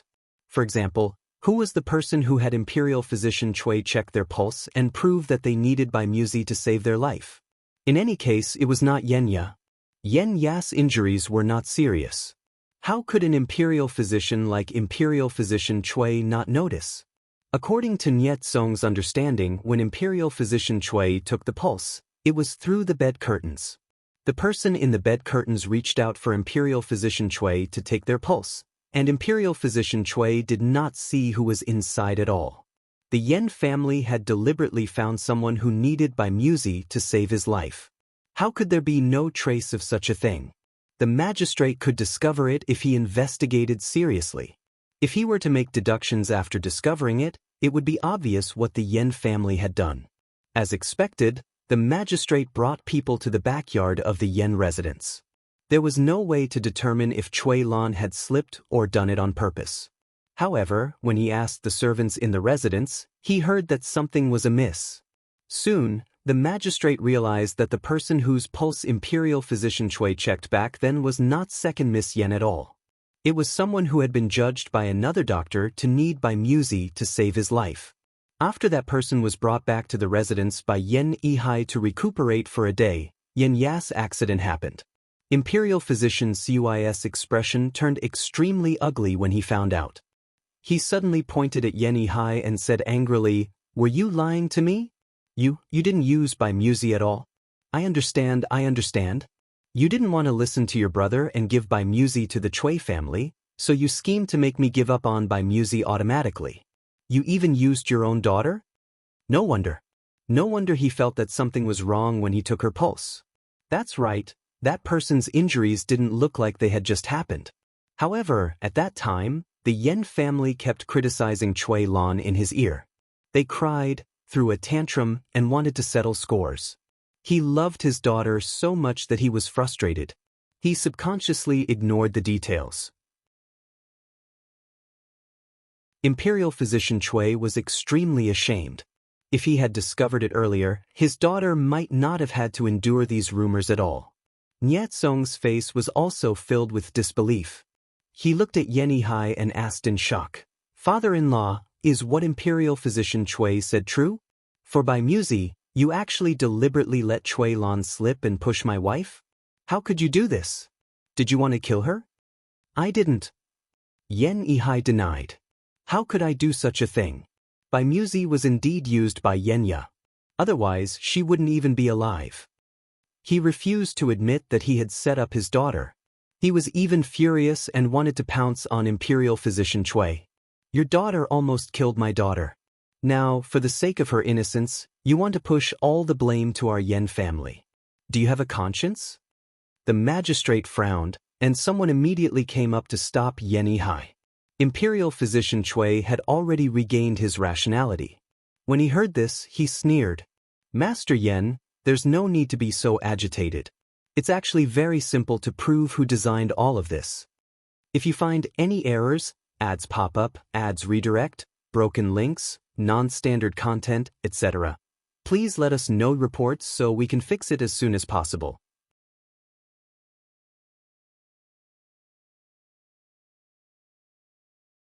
Chapter 1352, Song Dejiang appears. How do you prove it? Nyetsong asked cooperatively. Imperial physician Chui narrowed his eyes slightly. "Let me take young Madam Ni's pulse again. I can tell if she has used by Muzi." Yihai's expression changed slightly. Then he rejected him even more righteously. "That's impossible. If you take her pulse, what if you have selfish motives and play tricks? I don't agree." However, the magistrate nodded and said, "I think Imperial physician Cui's method is feasible, but Master Yen is right. Imperial physician Chui is involved, so it's not appropriate to diagnose Lady Yen. Just find another doctor." "Sir, Lady Yen's injuries are serious. Ordinary doctors might not be able to tell." Imperial physician Chui frowned. He did not object to looking for others, but it was useless if they could not tell. However, Imperial physician Chui was an imperial physician. How many doctors were better than him? Nyetsong pursed his lips and looked at a subordinate behind the magistrate. The subordinate nodded slightly and went to the magistrate's side. "Sir, I heard that Imperial physician Song left the palace yesterday and is resting at home. Why don't we try and ask Imperial physician Song for help?" Imperial physician Cui's eyes lit up. "That's right, wasn't Imperial physician Song a ready-made candidate?" "Imperial physician Song?" The magistrate frowned. "That guy has a very strange temper. It's rare for him to take a break.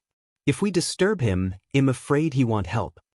"Lord, I heard that Imperial physician Song loves to treat difficult illnesses. Look, Madam Yen is currently in a coma, so it can be considered a difficult illness. Furthermore, as the head of the Imperial Hospital, Imperial physician Song has the responsibility to cooperate with our investigation when he finds out that his Imperial physicians are involved in the case, right?" The magistrate felt that it made sense and nodded. "Indeed." Cold sweat broke out on Yihai's forehead when he heard that. "Ask Imperial physician Song to come over?" "No, my lord, Imperial physician Chui is on good terms with Imperial physician Song. Who knows if he will cover up for him?" "Shut up." The magistrate suddenly shouted angrily. "Imperial physician Song is the head of the Imperial Hospital appointed by the current emperor. The emperor personally said that Imperial physician Song is benevolent and fair. You haven't even seen him yet and you dare to question Imperial physician Song's morals. I think you're clearly guilty." Yihai broke out in cold sweat after being shouted at by the magistrate. He hurriedly knelt down and said, I was careless and said something wrong. Please forgive me. The magistrate snorted coldly. Get up. We'll talk about whether you're guilty when Imperial Physician Song comes. Don't say anything else about Imperial Physician Song covering up for anybody. Otherwise, according to you, I've worked with Imperial Physician Cui before. Do you think he'll cover up for him too? I wouldn't dare, I wouldn't dare. Yihai stood up, but his head was lowered, and his heart was trembling. It was over. He was done for. His mind was spinning crazily, trying to think of some useful way to get through. However, the capital magistrate had already sent someone to invite Imperial Physician Song. He originally thought that Imperial Physician Song would decline. He did not expect him to come immediately. Imperial Physician Song even asked very professionally, "Where is the patient?" Niet Song led everyone into the Nye residence. The capital magistrate also brought Imperial Physician Cui, Master Yen, and the others in. However, they stopped at Anha Garden. The magistrate sent an old woman to follow Song Dejiang into the inner room. Yenya lay on the bed. Her face was pale and her breathing was very weak. Niet Song sat on the edge of the bed and grabbed one of Yen Ya's hands. He looked up at Song Dejiang eagerly. If you find any errors, ads pop up, ads redirect, broken links, non-standard content, etc., please let us know reports so we can fix it as soon as possible.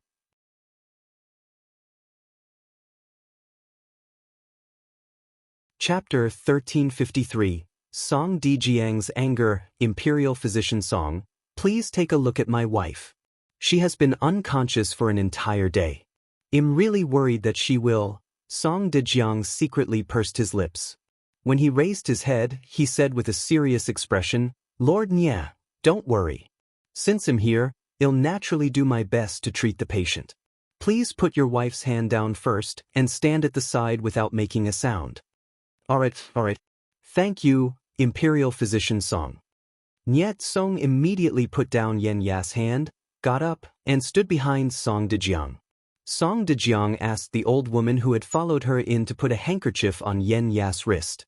Then, he sat at the side and closed his eyes to take her pulse.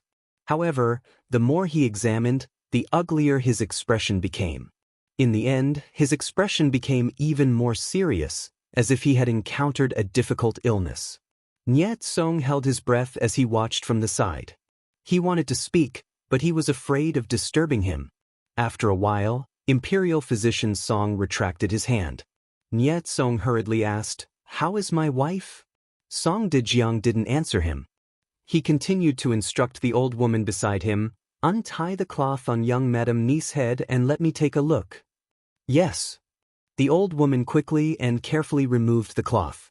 With this, the wound inside was revealed. The old woman took a look and suddenly gasped. She suddenly took 2 steps back. Imperial Physician Song, look, Song Dejiang wasn't the only one who saw it. Niet Song also saw it. His expression changed drastically. How did this happen? Yen Ya's wound had completely festered and was flowing with pus. It was an especially shocking sight. Niet Song grabbed Imperial Physician Song's hand and shouted on the spot. Imperial Physician Song, you must save her. I beg you, you must save her. When the people outside heard Niet Song's voice, they were shocked and looked at each other. Immediately after, they saw the old woman quickly walk out to the magistrate's side. She said, Sir, Lady Yan's injuries are very bad. I'm afraid the odds are slim. The magistrate suddenly frowned. Yihai was also stunned. How could that be? It was clearly not serious when her wound was bandaged a few days ago. She woke up at that time and was even sent back to the Nye family. Imperial Physician Cui also pursed his lips. Although there might be a conspiracy in the Yen family, Yenya had indeed been pushed by Cui Lan. If Yen Ya's life could not be saved, then Cui Lan, at this moment, other than Yen Ling and her daughter, who had been silent the entire time, no one in the courtyard wanted anything to happen to Yenya. However, reality often did not go as planned. Soon, Song Dejiang came out with an ugly expression. Niet Song followed closely behind. However, his eyes were red and his hands were clenched tightly. He looked very agitated. The magistrate hurried forward and asked, "How is it?" Song Dejiang flew into a rage on the spot and said, "Nonsense, this is simply nonsense, too ridiculous. How can you treat illnesses like this? You're simply not thinking clearly. You don't take human lives seriously." The magistrate hurriedly got an old woman to pour him a cup of tea. After he drank it, he asked, "How is it?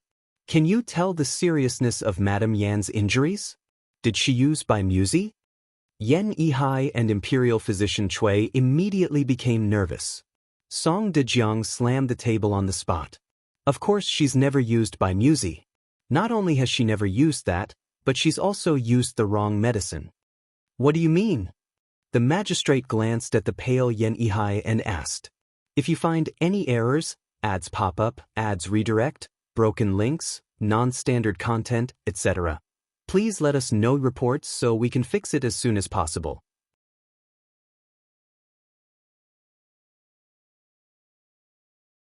Chapter 1354. Scapegoat. Song Dejiang snorted coldly. Young Madame Ni's injuries weren't serious to begin with. Although she injured her brain by hitting the rock, as long as she was treated well and rested for a few days, she would be fine. By Muzi wouldn't be needed for that injury at all. However, she happened to meet a quack who used other medicine on her. Not only did her originally wound not heal, but it even festered and caused pus. The more he spoke, the angrier he became. You have to know that the human brain is very complicated to begin with. Even us imperial physicians don't dare to be disrespectful when faced with such a situation. We have to be very careful. Otherwise, if we're not careful, such a wound might directly cause people to fall unconscious, blind, deaf, and all kinds of illnesses. The current young Madame Ni is in the worst situation. Her condition is already very serious. "If we delay any longer, I'm afraid," the magistrate hurriedly asked, "then what should we do?" Imperial Physician Song sighed. Originally, young Madame Ni's injuries didn't require by Muzi. Now, only by Muzi can save her. When Imperial Physician Cui heard this, he said on the spot, "Master Yen, what else do you have to say?" "Lord, you heard it. Master Yen didn't use that medicinal herb on Madame Yen at all back then. Madame Yan's previous injuries weren't serious either. All of this was orchestrated by the Yen family. They used their biological daughter to frame my daughter just to keep the Bai Muzi for themselves." Before the magistrate could speak, Niet Song had already rushed forward. He didn't care if Master Yen was his father-in-law at all. He grabbed the man's collar and said with a livid expression, "Are you still human? That's your daughter, your biological daughter. It's fine if you used her, but why didn't you treat her injuries properly? She's now the madam of my Nye family. Do you have any respect for my Nye family?" As he spoke, he clenched his fists, as if he was about to punch him. The magistrate hurriedly pulled him back. There was no choice. There were not many people in the courtyard of Anha Garden. He could only stop it himself. Calm down, young Master Nye. Now is not the time to be rash. The most important thing is to quickly treat your wife's injuries." Niet Song struggled for a while but could not break free. He gradually calmed down. He glared at Yan Yihai. "Where's Bai Muzi? Since Bai Muzi is still in your hands, quickly hand it out and help Imperial Physician Song save Yenya." Yan Yihai gritted his teeth and looked up, wanting to say something. The magistrate narrowed his eyes. "Yan Yihai, now that the evidence is conclusive, what else do you have to say? It's a fact that you slandered Imperial Physician Cui and his daughter and severely injured young Madame Nye. Come back to the government office with me and explain the matter clearly." Yan Yihai choked on his words. He clenched his fists and turned to look at Mrs. Yen. Lady Yen met his meaningful gaze and immediately felt a chill in her heart. They had been husband and wife for many years. What did she not understand? Old Master wanted her to take the blame. "Biba." Lady Yen hesitated. After everyone returned to the government office, the magistrate began the interrogation again. Yan Yihai looked at Mrs. Yen a few times. In the end, Mrs. Yen could not withstand the pressure and could only cry out and admit all her crimes. Lord, please spare my life. I was blinded by greed and did not want Bai Muzi to fall into the hands of others. I also hated Yenya for marrying a good husband and was afraid that she would come back for revenge after a good life. That's why I had bad thoughts. All of this is my fault. Master, he did not know. If you find any errors, ads pop up, ads redirect, broken links, non-standard content, etc., please let us know reports so we can fix it as soon as possible.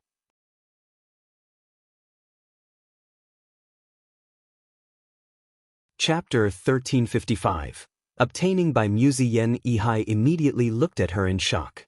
What did you say? Everyone was speechless. Did he think that everyone else was stupid? However, Mrs. Yen gritted her teeth and confessed to the crime. Master Yen looked heartbroken and even pleaded for Mrs. Yen.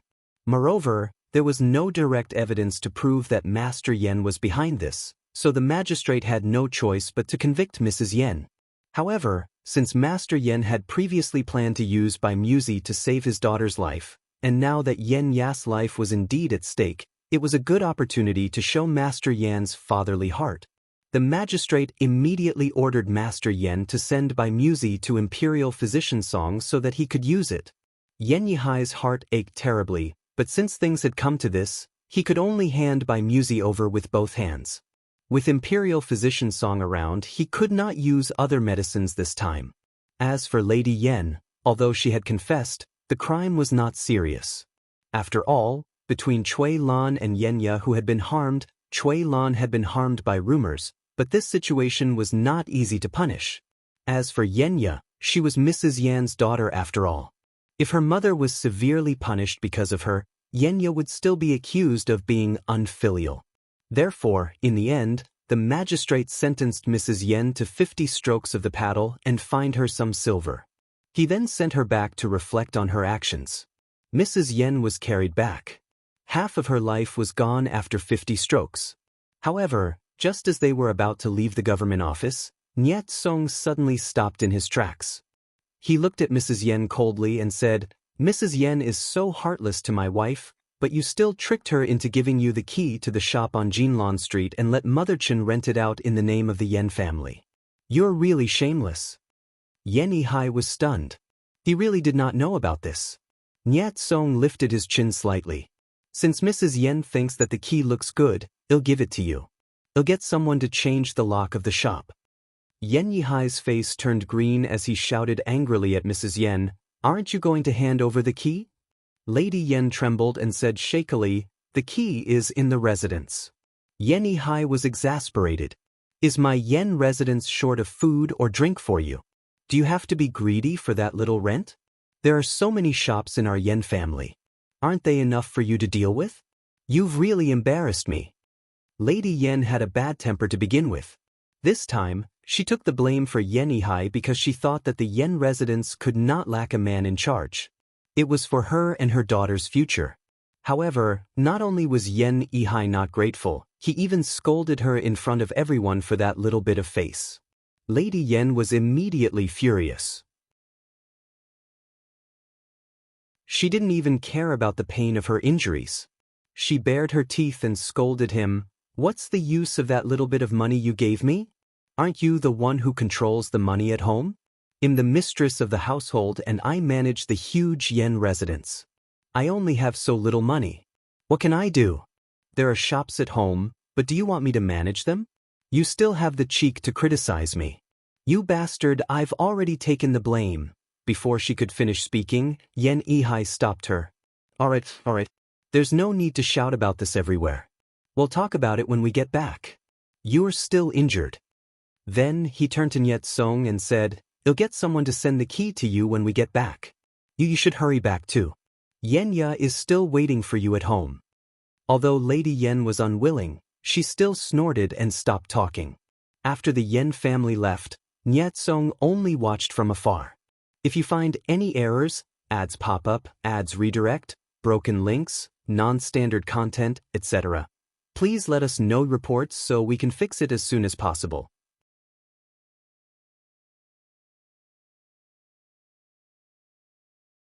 Chapter 1356. Falling out. After this incident, Niet Song had completely fallen out with the Yen residents.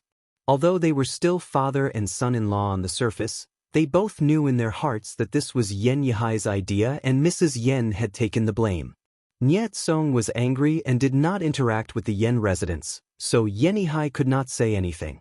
However, Yen Yihai definitely couldn't bear to part with a big tree like the Nye family. Especially after this incident, the Yen family's reputation would definitely be damaged, and their business would probably plummet. After all, no one wanted to do business with someone with a problematic reputation. This time, they had really suffered a double loss. Because of this, Yen Yihai was even more unwilling to give up on the Nye family. It didn't matter. Their relationship was stiff now because Niet Song was in a fit of anger. However, Yen Ya's mother was still in the residence, and Yen Ya had that kind of personality. Recently, she would be cold to Lady Yen and doted on his concubine. Later, he would ask her to persuade Yen Ya and they would be meeting again soon. However, Yen Yihai did not expect this. As soon as he returned home, he heard from his servant that aunt who had heard that master had almost killed Yen Ya for a medicinal herb. She was disheartened and decided to cultivate in a Taoist temple. Now, she had packed her bags and was ready to leave. Yen Yihai was furious when he heard that. He ran to concubine Hu's courtyard angrily, wanting her to give up on cultivating. However, aunt who held the hairpin to her neck and threatened to kill herself. Yen Yihai was shocked when the usually weak woman suddenly became so crazy. For a moment, he did not know what to do. He had encountered too many things today, causing his mind to be in a mess. However, at this moment, Niet Song came to the door again, saying that he was worried and wanted to personally retrieve the key. When he heard that aunt who had almost committed suicide, he immediately rushed over and said that Yen Yihai was going to vent his anger on aunt who due to the loss of by Muzi. She took the key and protected aunt who as she left the Yen residence. Yen Yihai did not dare to push it too far. If something happened to aunt who, the Yen family would be worse off if word got out. They would no longer have a place in the capital. Therefore, when Niet Song left with aunt who, Yen Yihai did not stop her. He thought that it would be good for her to calm down first. He did not expect that once she left, she would never have the chance to come back. Because the Taoist temple that concubine who went to later had a background, the Abbey Dean was once the eldest princess. Even though this princess was already old and had long cut off all ties with the imperial family, with Yen Yihai's status, even if this eldest princess was someone hated by the imperial family, he did not dare to offend her. Niet Song first brought aunt who back to the Nye residence and let her meet Yen Ya.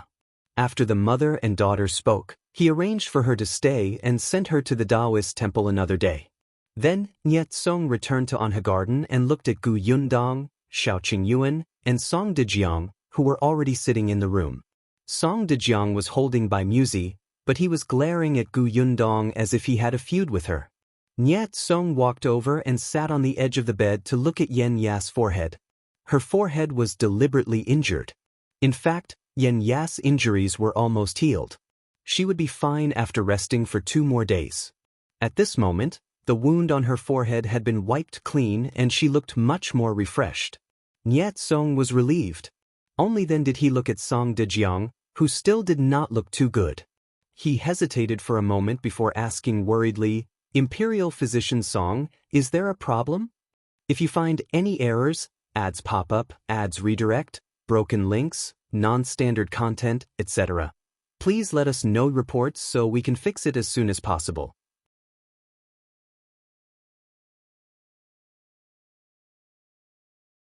Chapter 1357, Killing 3 Birds with 1 Stone. Song Dejiang snorted.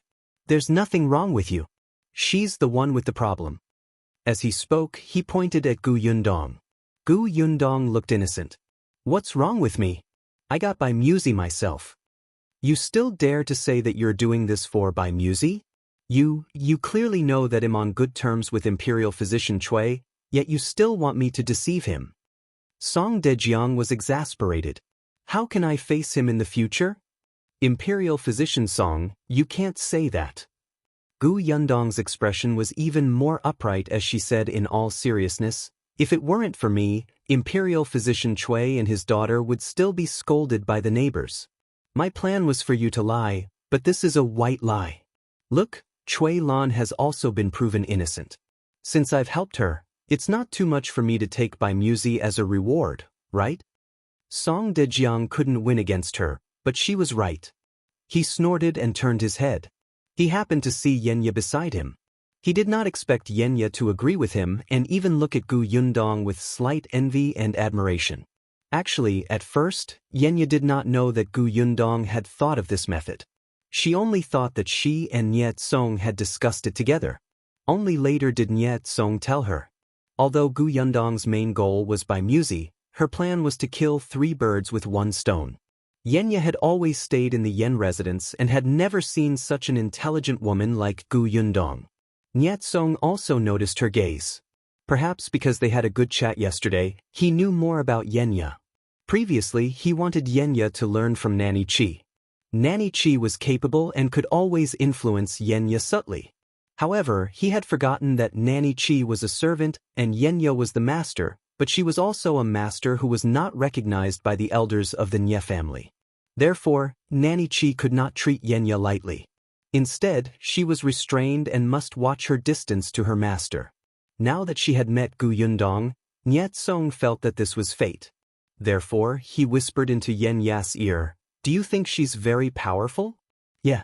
Niet Song smiled. "She did a lot of things. I'll tell you slowly in the future." Just the fact that she had escaped to Xuanhe Prefecture with her family was not something ordinary people could do. But if you want to see it with your own eyes, you can chat with her more. Sister Gu is going to open a milk tea shop in the capital. You've heard of it. It's the milk tea shop that Nye Shuang mentioned to me. When the time comes, you can follow her to take a look. Is that really possible? Gu Yundong naturally heard their conversation. Facing Yenya's expectant gaze, she secretly heaved a sigh of relief. However, she smiled and nodded. Of course. But in the eyes of outsiders, you're still recuperating.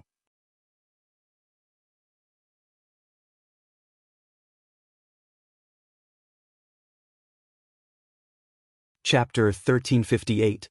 Too many things in your brain. Gu Yundong looked at by Muzi and finally felt happy. There was finally hope of curing her mother's illness. This was a big matter that she had always taken to heart. Now, she could finally heave a sigh of relief. Nevertheless, I'll write a letter back, but if my mother comes, my father will definitely accompany her. There are many things to do at home, so I'm afraid it'll take some time to arrange it. It's impossible to reach the capital in a short period of time. Keep it for now. When my parents come, they'll look for you. Sure. Song Dejiang put away the herb and the few of them walked to the door. In order to avoid unnecessary trouble, Song Dejiang left the Nye residence first. Gu Yundong and Shao Qingyuan left after eating at the Nye residence. By Muzi's matter had come to an end. Next, Gu Yundong planned to renovate the shop. As for the matter with Marquis Huayin, Gu Yundong also wanted to sigh. According to Song Dejiang, he did not know much about Marquis Huayin. He only knew that Marquis Huayin was indeed quite powerful in the capital 20 years ago, but the emperor 20 years ago was the late emperor. The late emperor was muddle-headed and unreasonable, especially in recent years. A few years ago, Marquis Huayin had somehow offended the late emperor. Although the late emperor had not punished him, Marquis Huayin had slowly declined in the capital. Of course, a starving camel was still bigger than a horse. Even if it declined, it was still much better than ordinary families. Unfortunately, the descendants of Marquis Huayin in this generation didn't have much potential. They were all mediocre people who could listen to their superiors and work diligently, but they didn't have much talent to climb up. Otherwise, since they met the current emperor, as long as they had real talent, they would definitely be put in an important position. As for what happened in the Marquis Huayin's mansion, Song Dejiang did not know if any children had been lost 20 years ago. However, Song Dejiang promised that he would help them find out.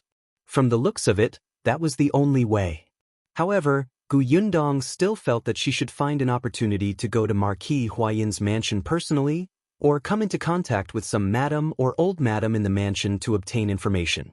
Shao Qingyuan saw her sad face and couldn't help but sigh. He pulled her over and patted her head. Aren't you tired of having so many things in your head?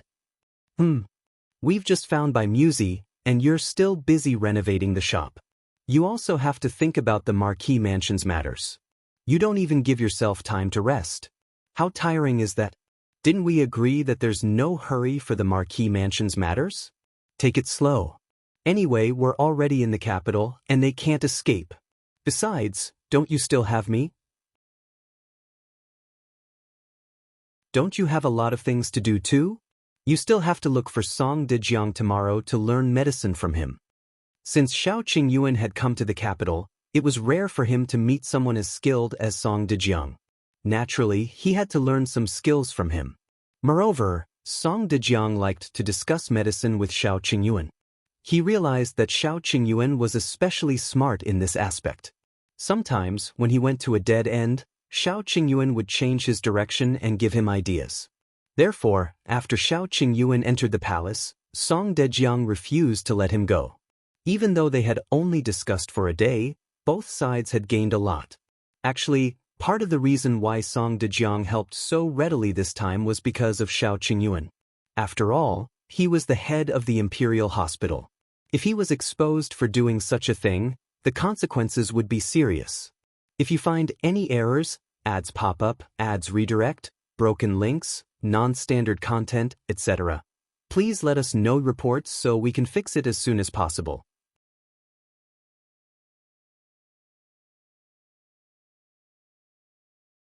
Chapter 1359. Mrs. Yu Song Dejiang had been on leave for the 2 days, so he naturally wanted to take this opportunity to continue discussing with Shao Qingyuan.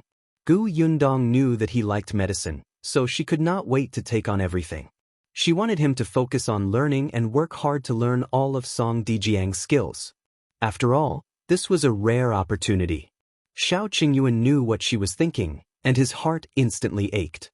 He couldn't help but tighten his grip on her. None of my matters are as important as yours.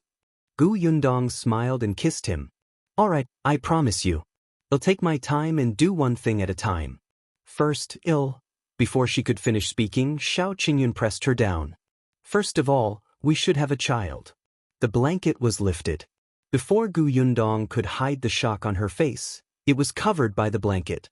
The sky darkened, and the house was filled with spring. Yundong woke up late the next day. Shao Qingyuan had already gone out. She could not help but rub her back. Suddenly, she felt lazy and did not want to get up. She did not want to go out. Anyway, Shao Qingyuan had told her to take it slow. He had worked so hard last night. Yundong was a little indignant. She might as well rest at home today and not go anywhere. When Tong Shuitao came in, she saw her miss lying on her back on the bed, looking at the bed curtains above her head and thinking about life. She couldn't help but be curious. Miss, what's wrong? It's fine. I'm just a little lazy and don't want to get up. Tong Shuitao immediately went to her side and asked, Then should I bring you food? Might as well. Tong Shuitao went out. Yundong put on a cloak and walked to a shelf to rinse her mouth and wash her face. After washing up, she went back to bed. It was already cold in the capital at this time of the year. It was early October, and no one knew when it would snow in the capital.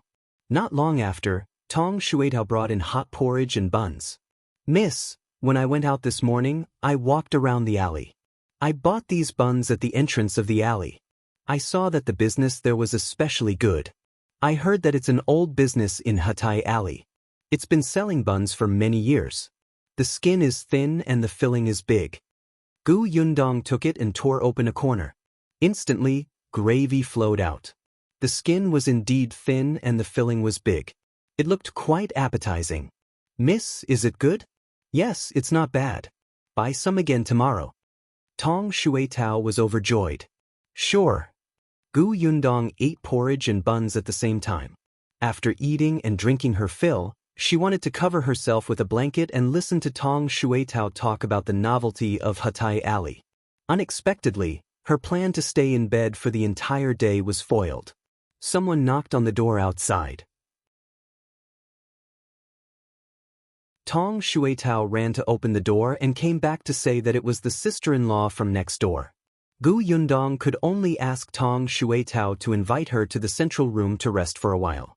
She quickly got up, dressed, and tidied herself up. When she reappeared in the central room, it had been quite a while. The sister-in-law next door was looking up at the environment of the house with a hint of envy in her eyes. Gu Yundong had heard from Tong Shuetao that the house next door was also a triple-entry house. However, that house was left behind by their ancestors. Now, their family was 3 generations in the same house, and all 20 to 30 people lived together. The old master only had 4 sons and a daughter. In addition, he had a few daughters-in-law and grandchildren from the next generation. They did not split up. Wouldn't the entire house seem crowded? The sister-in-law in front of her was the wife of the eldest son next door. Her surname was Yu. If you find any errors, ads pop up, ads redirect, broken links, non-standard content, etc., please let us know reports so we can fix it as soon as possible.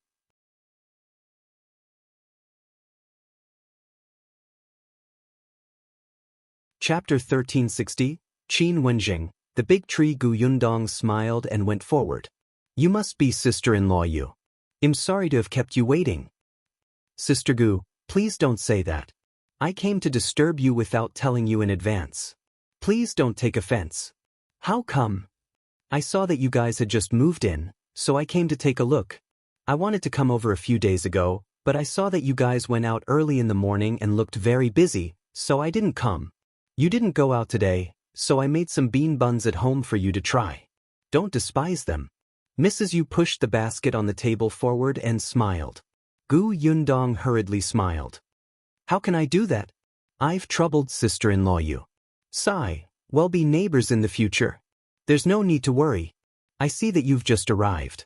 If you need any help in the future, just look for us. Gu Yundong nodded. Then I won't stand on ceremony. There's no need to stand on ceremony. By the way, where are you guys from? Gu Yundong saw that she looked like she wanted to chat and felt a little helpless. However, the other party did not have any ill intentions. She also wanted to understand the situation in Hatai Alley, so she chatted with her. We came from the Xuanhe Prefecture. Xuanhe Prefecture? That's far away. It's your first time in the capital, so you have to be more careful. People will freeze to death in another 10 days or so.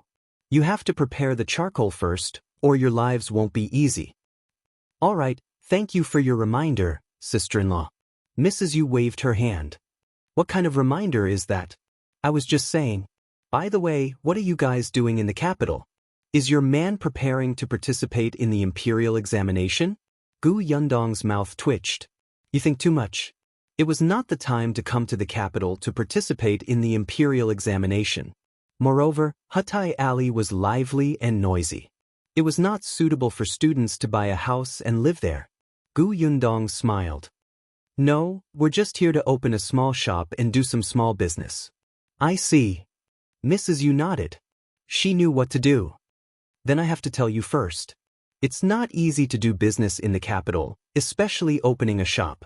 It's best to find a backer. Otherwise, someone will find trouble. Right. Gu Yundong frowned. Mrs. Yu was right. Whether it was in Fengkai County or the Xuanhe Prefecture, she did have someone backing her up. Although the shop in the capital was also in partnership with Madame Dai, Nie Shuang, and the others, most of their forces were in the Xuanhe Prefecture. Moreover, there were too many high-ranking officials and nobles in the capital. Her milk tea shop was unique. Who knew how many people would covet it? She had no foundation in the capital. If she opened her business rashly, she would easily become a fat piece of meat in the eyes of others. Yes, she had to find a backer, and one that no one dared to provoke. Gu Yundong began to choose suitable candidates in her mind. In the end, she thought of Wenzheng. Well, he was indeed a big tree here. According to Nyetsong, Wenzheng had just arrived in the capital when he was promoted to the Assistant Minister of Official Personnel Affairs by the Emperor. In the past, Wenzheng was only a small official in the Hanlin Academy. His position immediately skipped a few levels when the new emperor ascended the throne, and it shocked many people. Of course, there were also people in the royal court who were unconvinced. However, Wenzheng's name was already famous. The things he had done for the emperor in the past had been suppressed. Now that they had all been exposed, these incidents added up to more merit than many officials did in the royal court. If anyone was unconvinced, they could compete.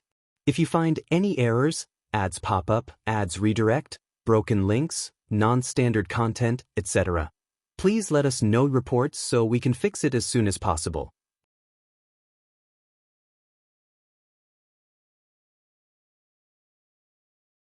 Chapter 1361. Return gift. Moreover, some of the emperor's trusted aides actually knew Qin Wenzheng's identity and were naturally on his side. Actually, the rank of an official was secondary. The most important thing was that the current Qin Wenzheng was a favored minister in front of the emperor. Everyone could see how much the emperor valued him. His future was limitless. Those who were smart knew that they should prioritize befriending him. Therefore, to Gu Yundong, Qin Wenzheng was definitely the best candidate to be her backer. She just didn't know when he would return to the capital. Gu Yundong thought about it and quickly suppressed everything. Only then did she continue talking with Mrs. Yu. Mrs. Yu chatted until almost noon. She only went back when it was time to cook. She carried a basket of bean buns, and Gu Yundong asked Tong Shuetao to return the gift with the white sugar and canned food. This had always been her return gift. Mrs. Yu took a look and her face was filled with surprise. She had never seen canned food before, but white sugar was rare in the capital. However, they were almost never gifts, especially not the first meeting gift. Not only was this thing expensive, but it was also not easy to buy. This daughter-in-law of the Shao family was really generous. Mrs. Yu walked out of the Shao family's house in a daze. Gu Yundong finally heaved a sigh of relief.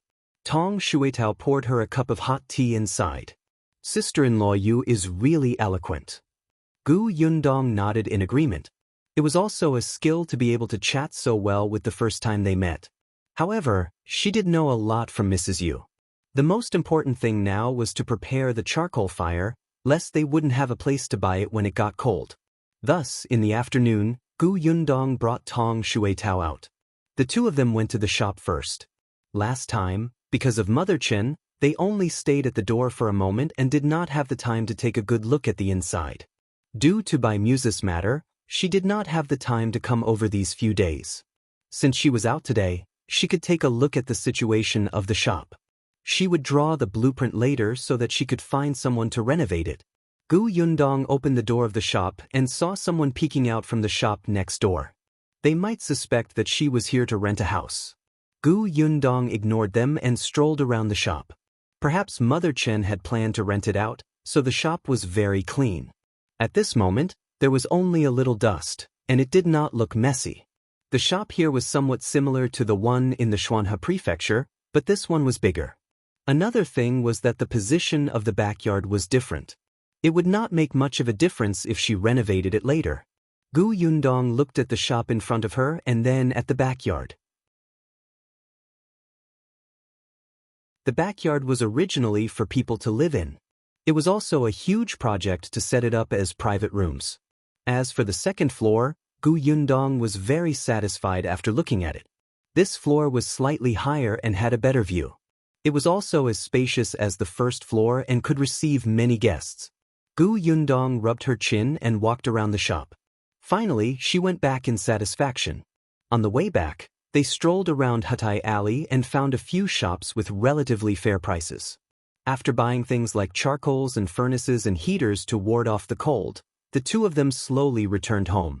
Seeing that it was still early, Gu Yundong took out a brush and paper and began to draw the renovation plan of the shop.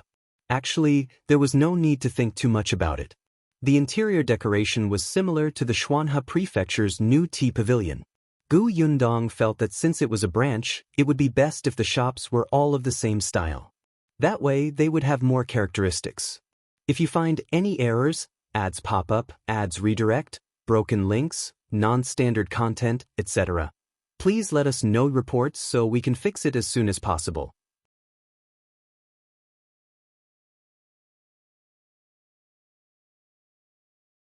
Chapter 1362. Carpenter Pang. Therefore, Gu Yundong quickly had some ideas in her mind. She drew quickly and steadily, and it did not take long for her to draw the rough blueprint. Then, she began to adjust and modify where she was not satisfied. After the painting was done, Shao Qingyuan happened to return. Gu Yundong quickly showed him the blueprint. How is it? Do you feel that there's anything that needs to be changed? There are even more madams and young ladies from aristocratic families in the capital. Most of them have their own circles or people whom they don't like. They care more about their status. They have clear ranks and might need too few rooms. Gu Yundong pondered for a moment. That was indeed the case. These madams of aristocratic families valued their privacy. They were still a little different from the Xuanhe prefecture. There were too many high-ranking officials and nobles in the capital. Gu Yundong pointed at the blueprint. So, the second floor should also be private rooms? Yeah. Gu Yundong was about to draw another one when Shao Qingyuan pulled her over. It's late. You should draw tomorrow. Let's eat first. Okay. Gu Yundong immediately put down the brush and paper in her hand. The next day, Shao Qingyuan didn't go out again. After Song Dejiang's rest days ended, he still had to be on duty at the Imperial Hospital. Gu Yundong sat in her room and started to paint again on the design of the second floor. In the afternoon, she went to look for a carpenter with Shao Qingyuan. She had been familiar with Uncle Feng. Now that she had to find an unfamiliar carpenter, she would probably have to explain what she had drawn again. The carpenter they found was introduced by Cong. His surname was Pang, and it was said that his craftsmanship was very good. He was also reliable and had a fair price. When Gu Yundong and the other man went over, Carpenter Pang was making a box cage. There was a lot of demand for carpenters these days, so there were also many people in this industry. Naturally, the competition was equally intense. According to Niet Song, Carpenter Pang's business was mediocre. He took on the work of his neighbors because he worked slowly and had a stubborn temper. One of his two disciples was mute, and the other was a taciturn person.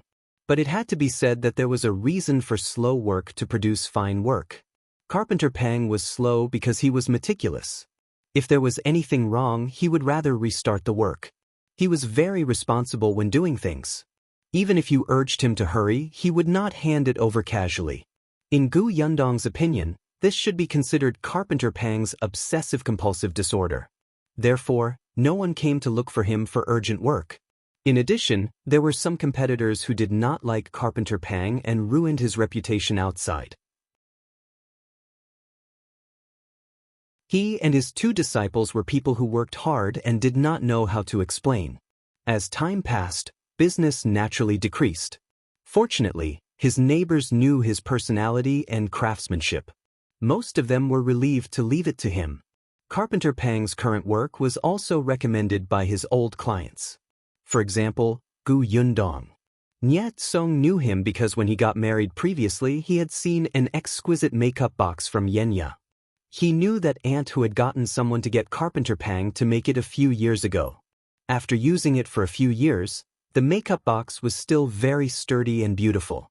Later on, Niet Song also asked Carpenter Pang to make a few things. They were all very good. This time, Gu Yundong wanted to renovate the shop, so he directly introduced him to her. Carpenter Pang was in his 30s and was not good with words. When he saw Gu Yundong and Shao Qingyuan enter, he quickly stood up and let them sit. Then that was it. He didn't want to pour them a glass of water. He turned around and continued to make his box. Gu Yundong had heard that he had gotten married a few years ago. Later, his wife had passed away and he did not even have a child. If you find any errors, ads pop up, ads redirect, broken links, non-standard content, etc., please let us know reports so we can fix it as soon as possible.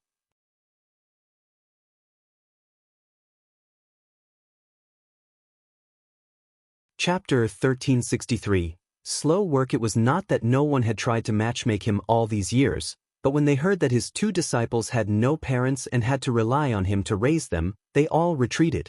Moreover, Carpenter Pang did not seem to be interested in getting married and having children, so he had been single until now. However, to him, his two disciples were equivalent to his biological sons. Fortunately, although his two disciples were also taciturn, they still knew how to treat their guests. They hurriedly poured water for them and continued to stand at the side to help Carpenter Pang. Gu Yundong watched from the side for a moment and knew that Carpenter Pang was indeed the kind of person who was neither arrogant nor rash. He was very stable. Gu Yundong explained the purpose of her visit. I want to renovate a shop. It has 2 floors and a courtyard at the back. It's at Jinlan Street. The shop is a little big, so it might take some time. I wonder if Master Pang can take on this job. Carpenter Pang was stunned for a moment. A shop? And it was a 2-story one? Before he could say anything, the 2 disciples behind him looked at Gu Yundong and Shao Qingyuan excitedly. This was a big job. If they did it well, the payment this time should not be low. Actually, they had very little work to do now, especially when the weather was cold. Their business was even less. When the box in their master's hand was ready, they would have nothing to do. They did not expect such a huge job to suddenly come. How could they not be excited?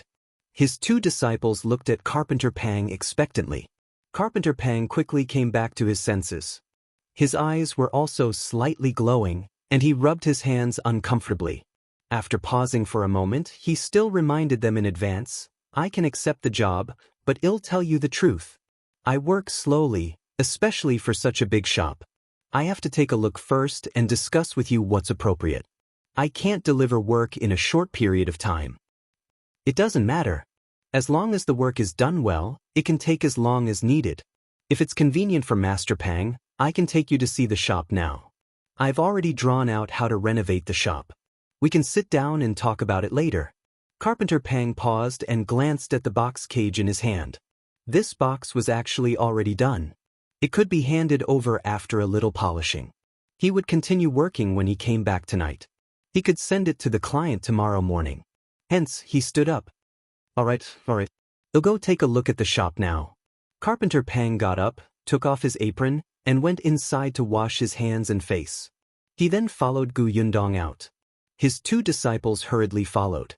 On the way, Carpenter Pang learned from Gu Yundong that they had been introduced by Nye Kong. Carpenter Pang still had some impression of Nye Kong.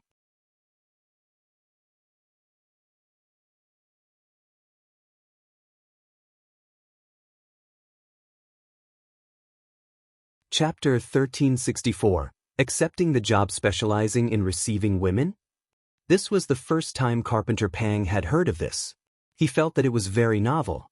Gu Yundong pointed at the blueprint. This is what the interior of the shop looks like.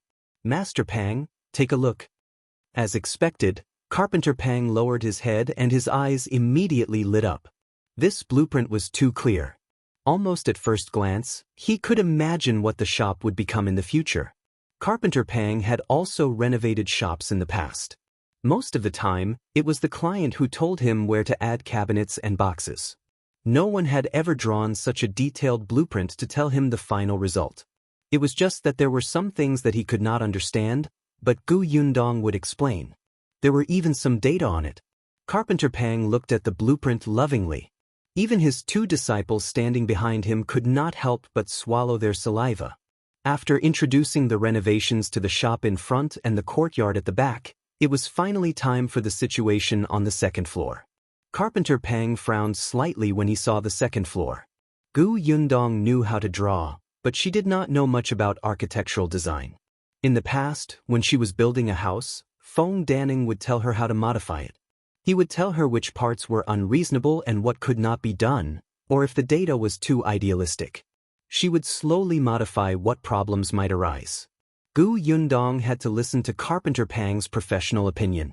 As expected, Carpenter Pang shook his head at some places on the 2nd floor. To make the 2nd floor look like private rooms, the project was a little big.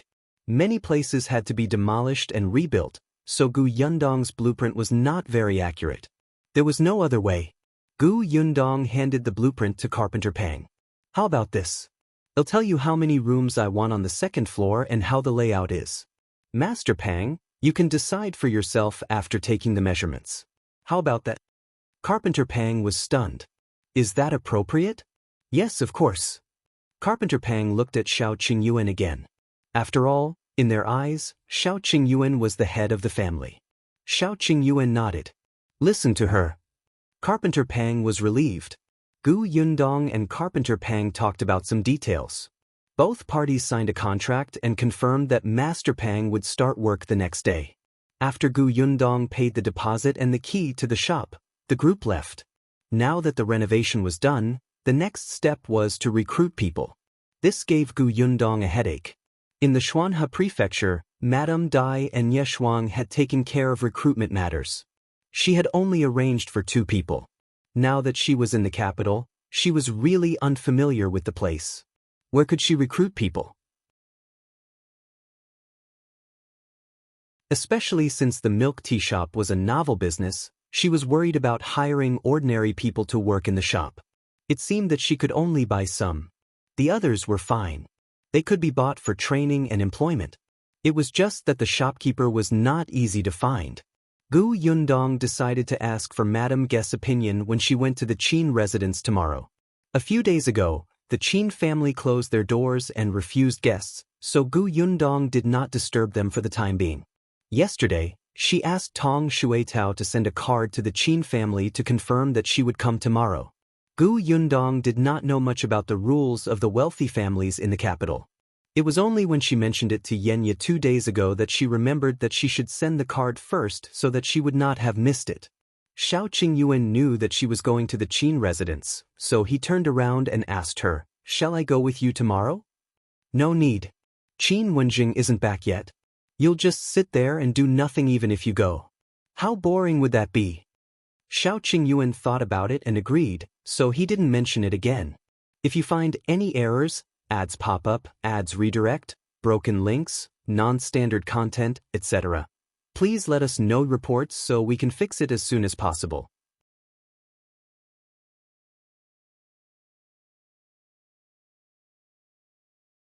Chapter 1365.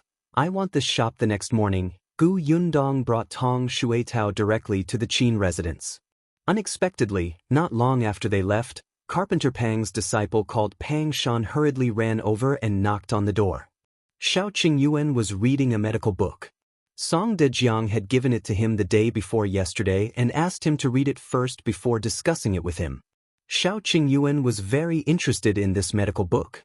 Hearing the knock on the door, Shao Wen immediately went to open it. Pang Shan, who was at the door, staggered and almost fell in. Shao Wen quickly supported him and asked, "Why are you so flustered? What happened?" Pang Shan swallowed his dry throat and said in a panic, Someone came to the shop to cause trouble. Master is not allowed to work." Shao Wen frowned and quickly brought him to look for Shao Qingyuan.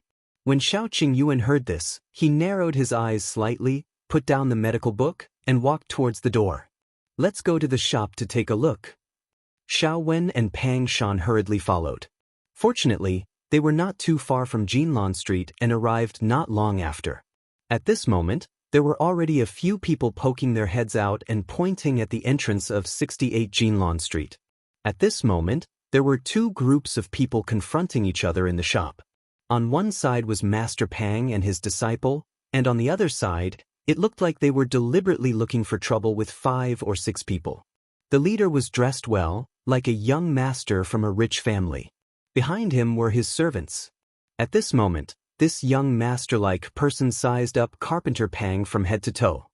His eyes were filled with disdain as he said condescendingly, "I'll say it again. I have bought this shop. I'll naturally get someone to repair it later. You guys should leave." Carpenter Pang's face turned red.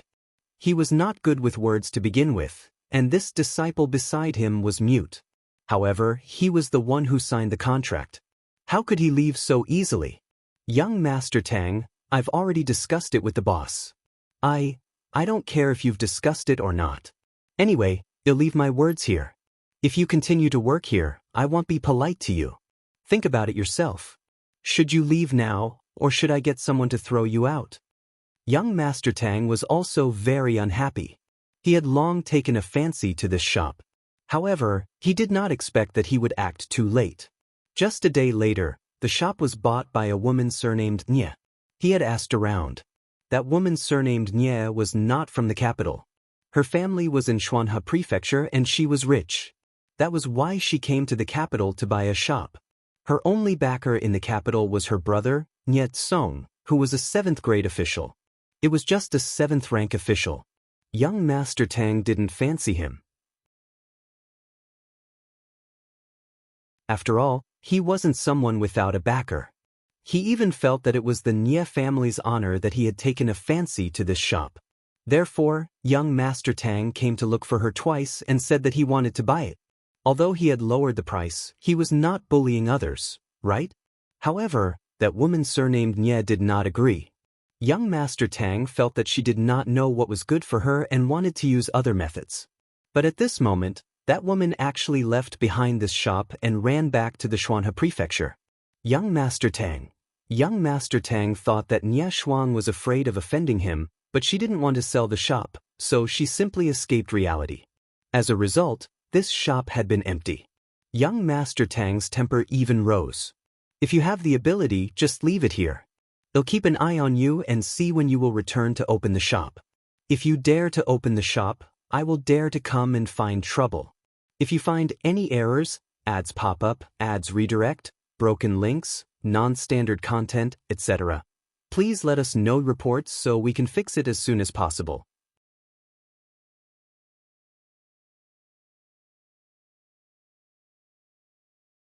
Chapter 1366. 100,000 Taels. Young Master Tang did not look for Nye Song and just watched over the shop for half a year. Unexpectedly, a servant had come to report some time ago that a mother of the Yen family was planning to rent out the shop. However, after a day, she said that she was not renting anymore. Young Master Tang was confused when the shop opened. A carpenter began to repair the shop. They were clearly planning to do business. Could it be that the woman surnamed Nye had returned? Alright, she had finally stopped hiding after half a year. Young Master Tang led his men over. Unexpectedly, when he asked, Carpenter Pang said that the owner of the shop was a couple. The male owner's surname was Shao and he did not know any woman with the surname Nye. Young Master Tang felt that Nye Shuang might have secretly sold the shop. Alright, since she wanted to sell it, why didn't she sell it to him back then? Just as he was thinking, there was suddenly a commotion outside. 3 men walked in one after another. Carpenter Pang turned around and saw that it was Shao Qingyuan. He immediately heaved a sigh of relief. Young Master Shao. Shao Qingyuan nodded and looked at young Master Tang. Young Master Tang also looked at him. He felt that the other party's gaze was so cold that he could not help but take a step back. The servant behind him hurriedly supported him and asked softly, Young Master, are you cold? Get lost. No one will think you're mute if you don't speak. Young Master Tang turned around and hid his head. Then he secretly took 2 deep breaths and looked at Shao Qingyuan again, as if the person who had retreated just now was not him. He sized up Shao Qingyuan. Yes, he didn't know him. Are you the owner of this shop? Who are you? Shao Qingyuan also looked at him. My surname is Tang. Tang Qijing. Young Master Tang raised his chin slightly. I've never seen you before. You're not from the capital, right? I'm not. Tang Qijing was instantly relieved. When he saw the murderous aura on this person just now, his heart was beating like a drum. He pointed at the shop and said, I'll buy this shop. Name a price. Shao Qingyuan admired his wife. Why was it that every time she took a fancy to a shop, someone wanted to snatch it? Oh, that's not right. Her wife did not buy this shop. So this person was provoked by Nye Shuang? Shao Qingyuan saw his high and mighty appearance and thought that he must have something to rely on. But 100,000 taels, he said slowly. Tang Qijing was stunned and almost choked on his own saliva. How much did you say? 100,000 taels, Shao Qingyuan repeated. If you pay 100,000 taels, this shop will be yours. Have you gone crazy from poverty? 100,000 taels? It was more than enough to buy 10 or 20 shops. He actually asked for an exorbitant price. Was he toying with him?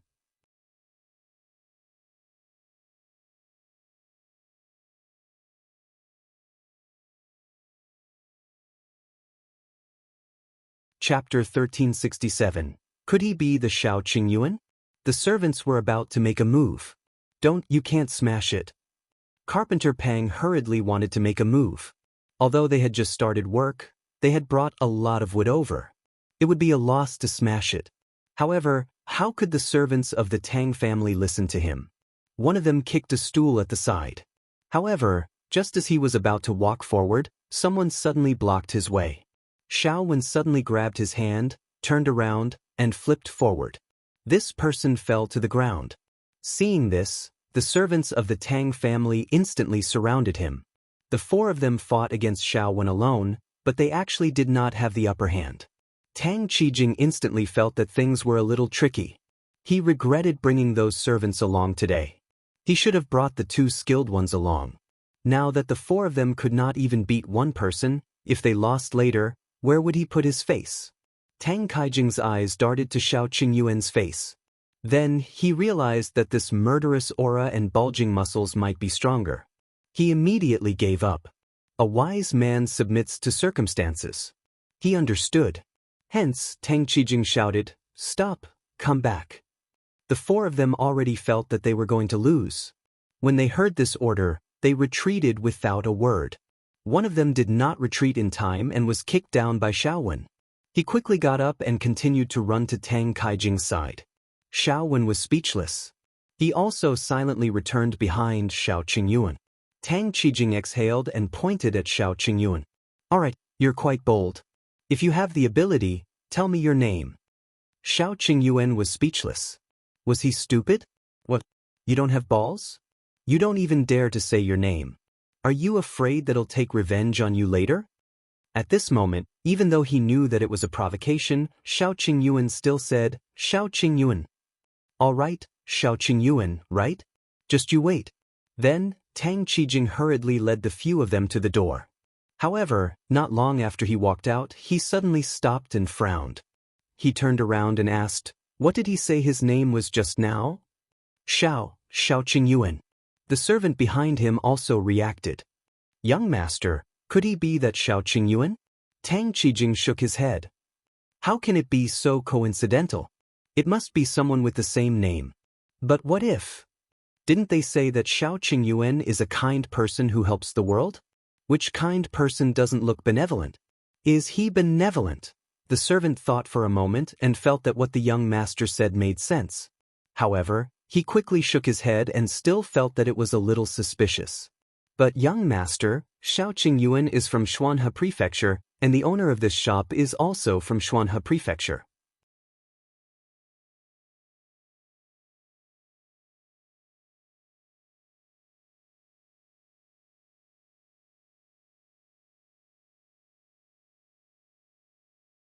"Yes, you look even better." When Madame Gu heard this, she could not help but hold her forehead. "How can you be so thick-skinned?" Qin Anning pouted and said to Gu Yundong, "Sister Gu, the capital is so boring. I want to go back to Fengkai County. I think you're used to being wild." Previously, in Fengkai County, Qin Wenzheng had taken in many students. Although there was a difference between men and women, these people were still fellow disciples to Anning. Occasionally, they would bring her to play and take good care of her. Qin Wenjing wouldn't restrain her either. After she went to Yongfu village, she couldn't even stay in the house and ran out every other day. However, it was different in the capital, especially since Qin Wenzheng's current identity was an important minister in the court. Anning's every move was seen by others. If you find any errors, ads pop up, ads redirect, broken links, non-standard content, etc., please let us know reports so we can fix it as soon as possible.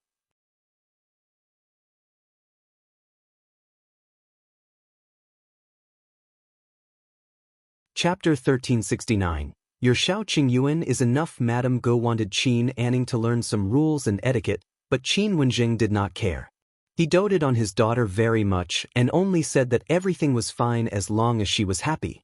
There was no need to be so rigid like the other women from aristocratic families. It was tiring to look at them. However, Madame Go felt that if she did not teach Anning now, she would definitely be criticized in the future. What if Anning could not stand those rumors at that time and her reputation was ruined? Would Anning be happy then?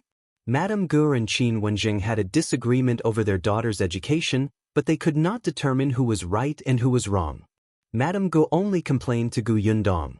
She would not spout nonsense in front of others. Gu Yundong did not know what to do. She did not have any children. Her younger siblings were all raised independently. Moreover, their environment and status were different, so she could not give any suggestions. She lowered her head slightly and looked at the lively little girl in front of her. She smiled and said, I'm afraid you won't be able to return to Fengkai County in a short period of time. Anning sighed and said worriedly like a little adult, things don't go well in this world. It's really too difficult for me. Gu Yundong was amused. Seeing her, Gu Yundong could not help but think of the children at home.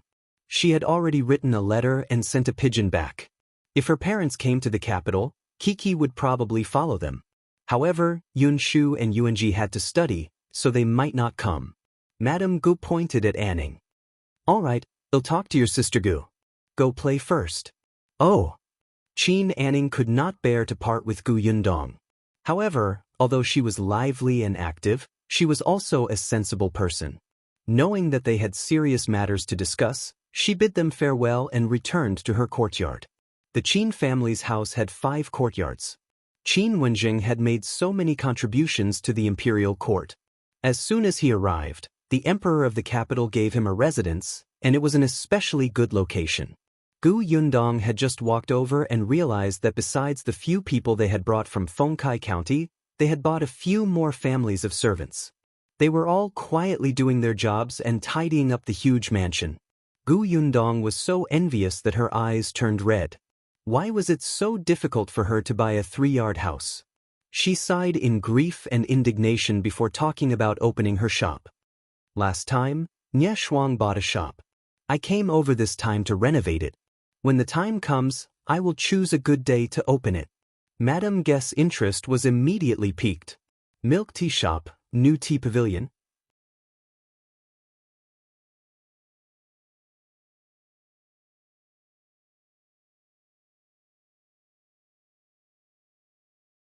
Chapter 1370. Shao Qingyuan's reputation. Gu Yundong was confused. Brother Shao.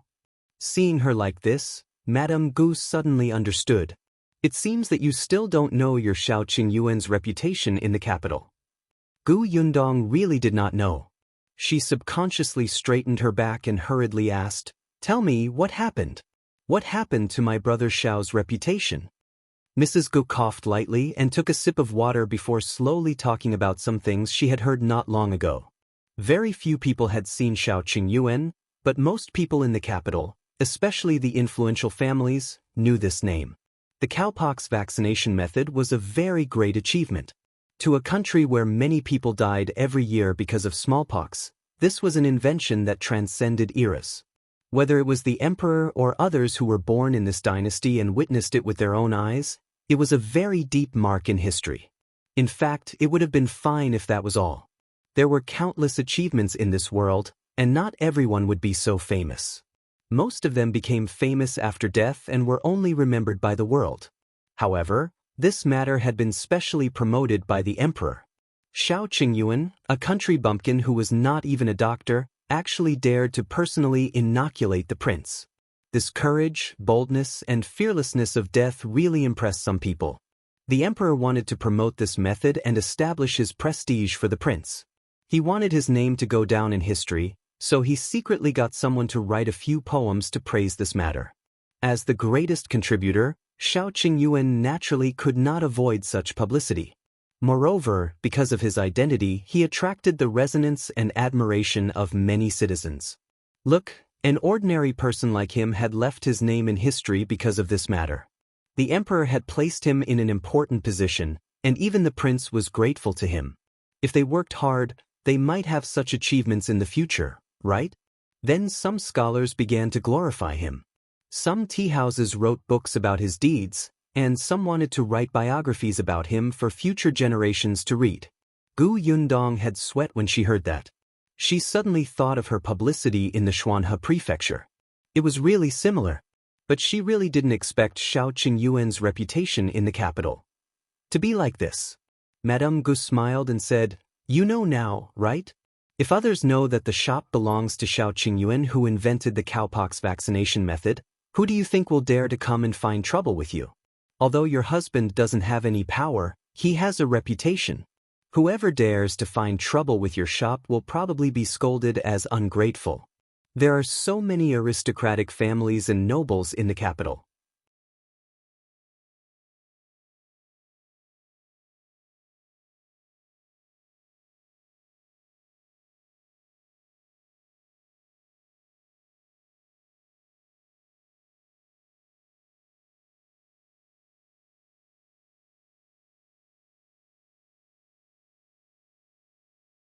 Chapter 1372. You came at the right time. As someone who had seen the Xuanhe Prefecture milk tea shop popular with her own eyes, Madame Gu knew that once the fire in the capital was lit, the effect would definitely be doubled.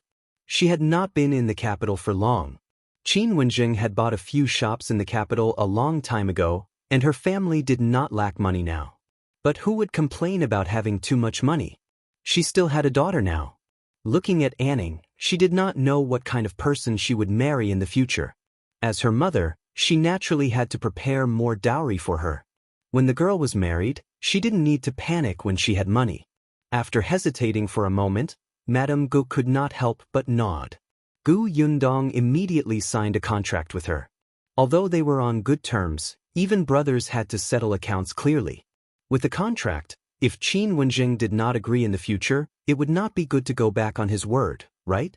Gu Yundong happily put away the contract. Madame Gu also happily put the contract into a box and locked it. Then, the two of them began to discuss the opening of the shop. Before the shop opens, I'll send an invitation to the madams and young ladies in the capital to our residence as guests. We've been in the capital for so long, but we've never invited guests. When the time comes, take out some new things like milk tea, double-skinned milk, fried chicken, and pastries for everyone to try. These people will definitely like them. Gu Yundong thought so too. This was a rare opportunity for publicity. At the mention of the banquet, Gu Yundong narrowed her eyes slightly and said, "Then can you do me a favor and invite the Madame and Miss of Marquis Huayin's family?" Marquis Huayin's family? Madame Gu said, "Who do you want to see in Marquis Huayin's family?" Gu Yundong did not hide it. Brother Shao's background might be related to Marquis Huayin. Madame Gu was surprised. Of course, she knew that Shao Qingyuan's background was still a mystery. Previously, Wenzheng had told her that they had suspected the Tao family. Later, they confirmed that the third young master of the Tao family was not Shao Qingyuan, and there were no more clues. Wenzheng had also helped to keep an eye out, but they did not expect it to be related to Marquis Huayin in the capital. Yes, the surname of Marquis Huayin was Shao. Madame Gu hurriedly said, "It's naturally not a problem for me to invite Marquis Huayin's family. However, if you want to know Shao Qingyuan's background, I'm afraid it won't work." You don't know, but Marquis Huayin's family has been keeping a low profile in recent years and doesn't like to stand out. In addition, Marquis Huayin is now mediocre.